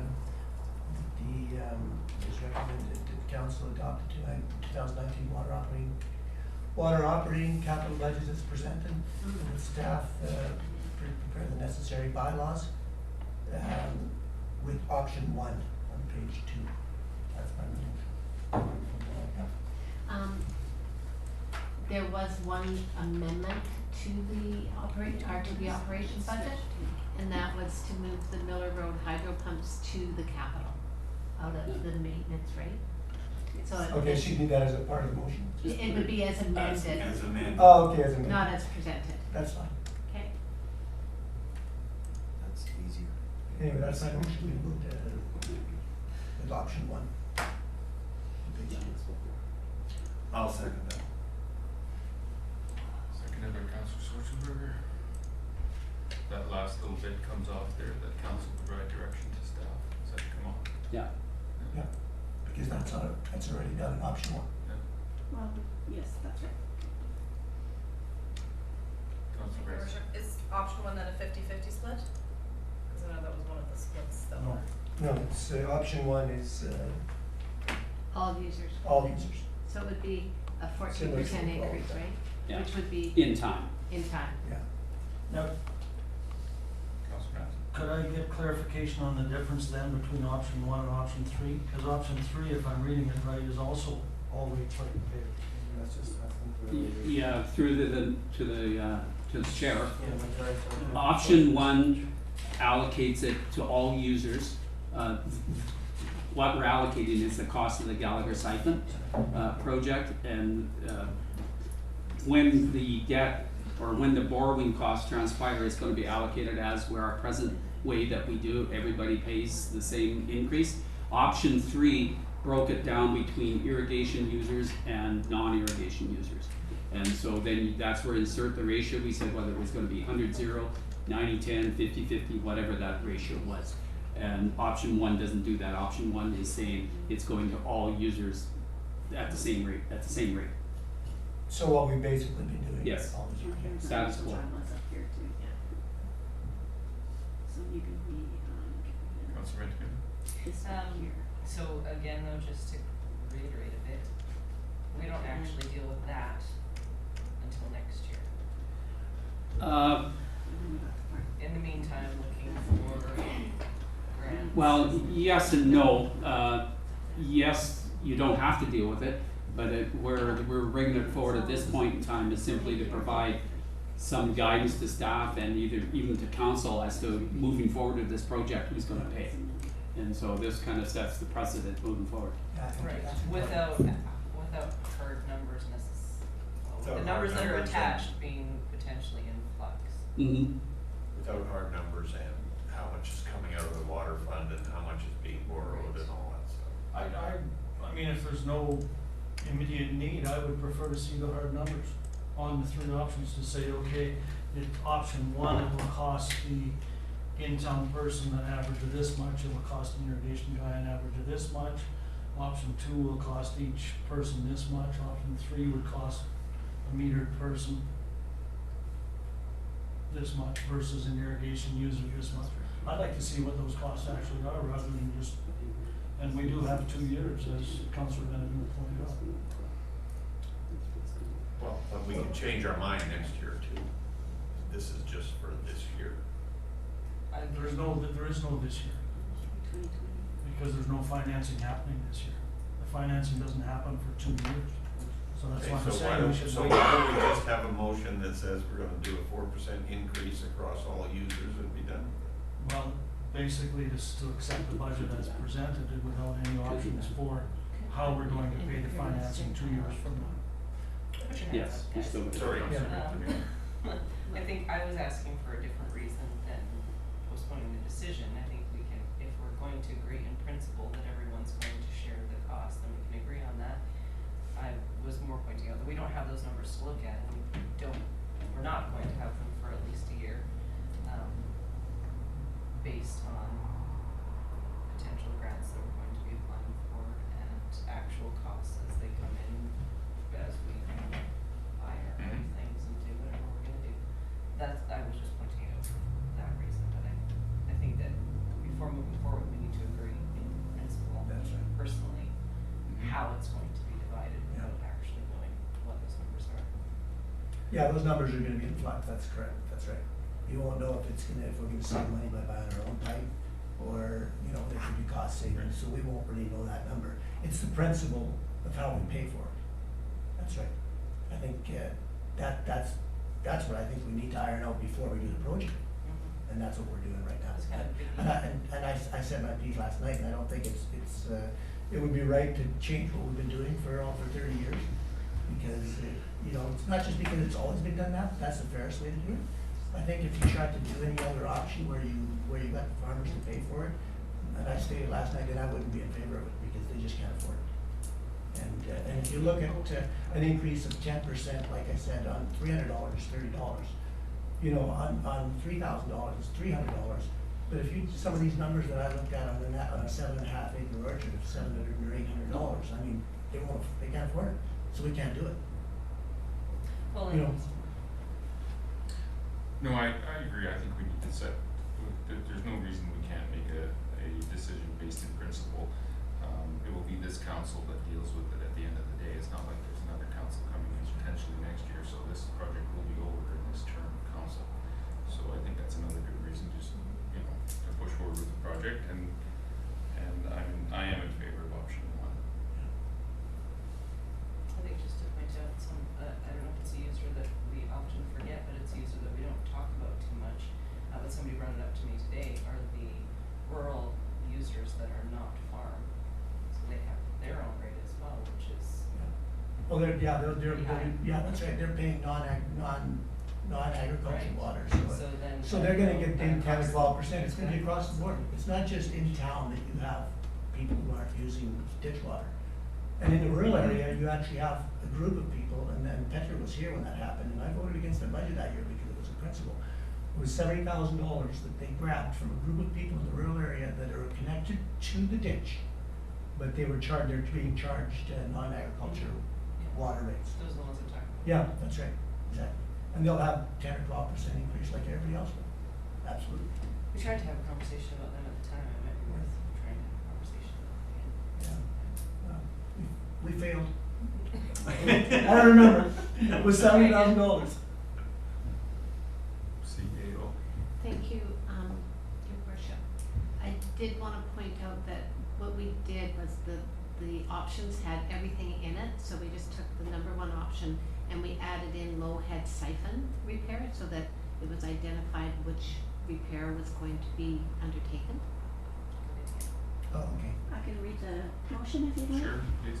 It's that council allocates water rate increases for capital financing be allocated to all users for the Gallagher low head siphon repair, and that the 2020 water operating capital budgets be adopted as amended, and that staff prepare the necessary bylaws.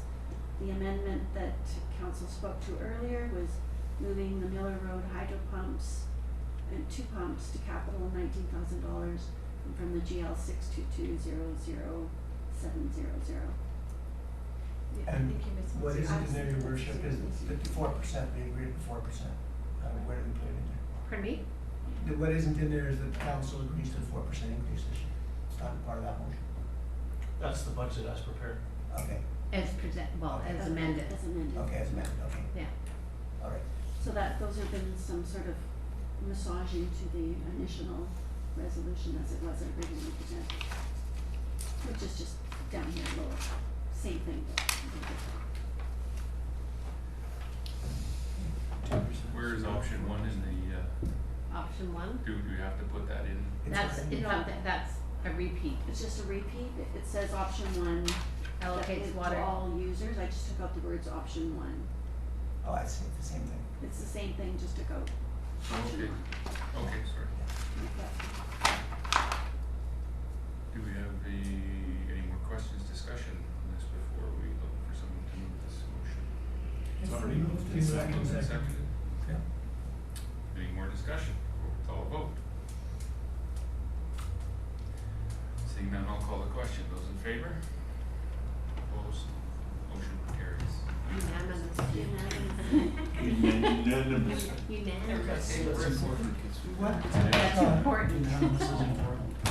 Yeah. Is that? Yeah. Well, It yeah. does get. Well, yeah. Other one, it's important. On water budget, if it's not unanimous, it goes back to Victoria. That's where Victoria for review. Yeah. Is that in every municipality? No, just for all just for water. this water. Yeah, I was Honors. thinking it was. You're in a special place here. Yeah. Oliver the Soyuz, you know. The The 2 O's. That was that was painless this year. Usually sometimes water budgets will go like, we're gonna cut 5,000 here, we're gonna cut 6,000 here. You're off your game. We just need to adjourn. What's going on? You didn't go through it. Yeah, I went through it, I have some notes, but a lot of those ones were they're being pushed back, like that. We have Okay, public, we're so done? I'll ask We're for a done? motion to You adjourn. adjourn? So moved. Grace, call the question, those in favor? Sean, I didn't wanna ask you at the time,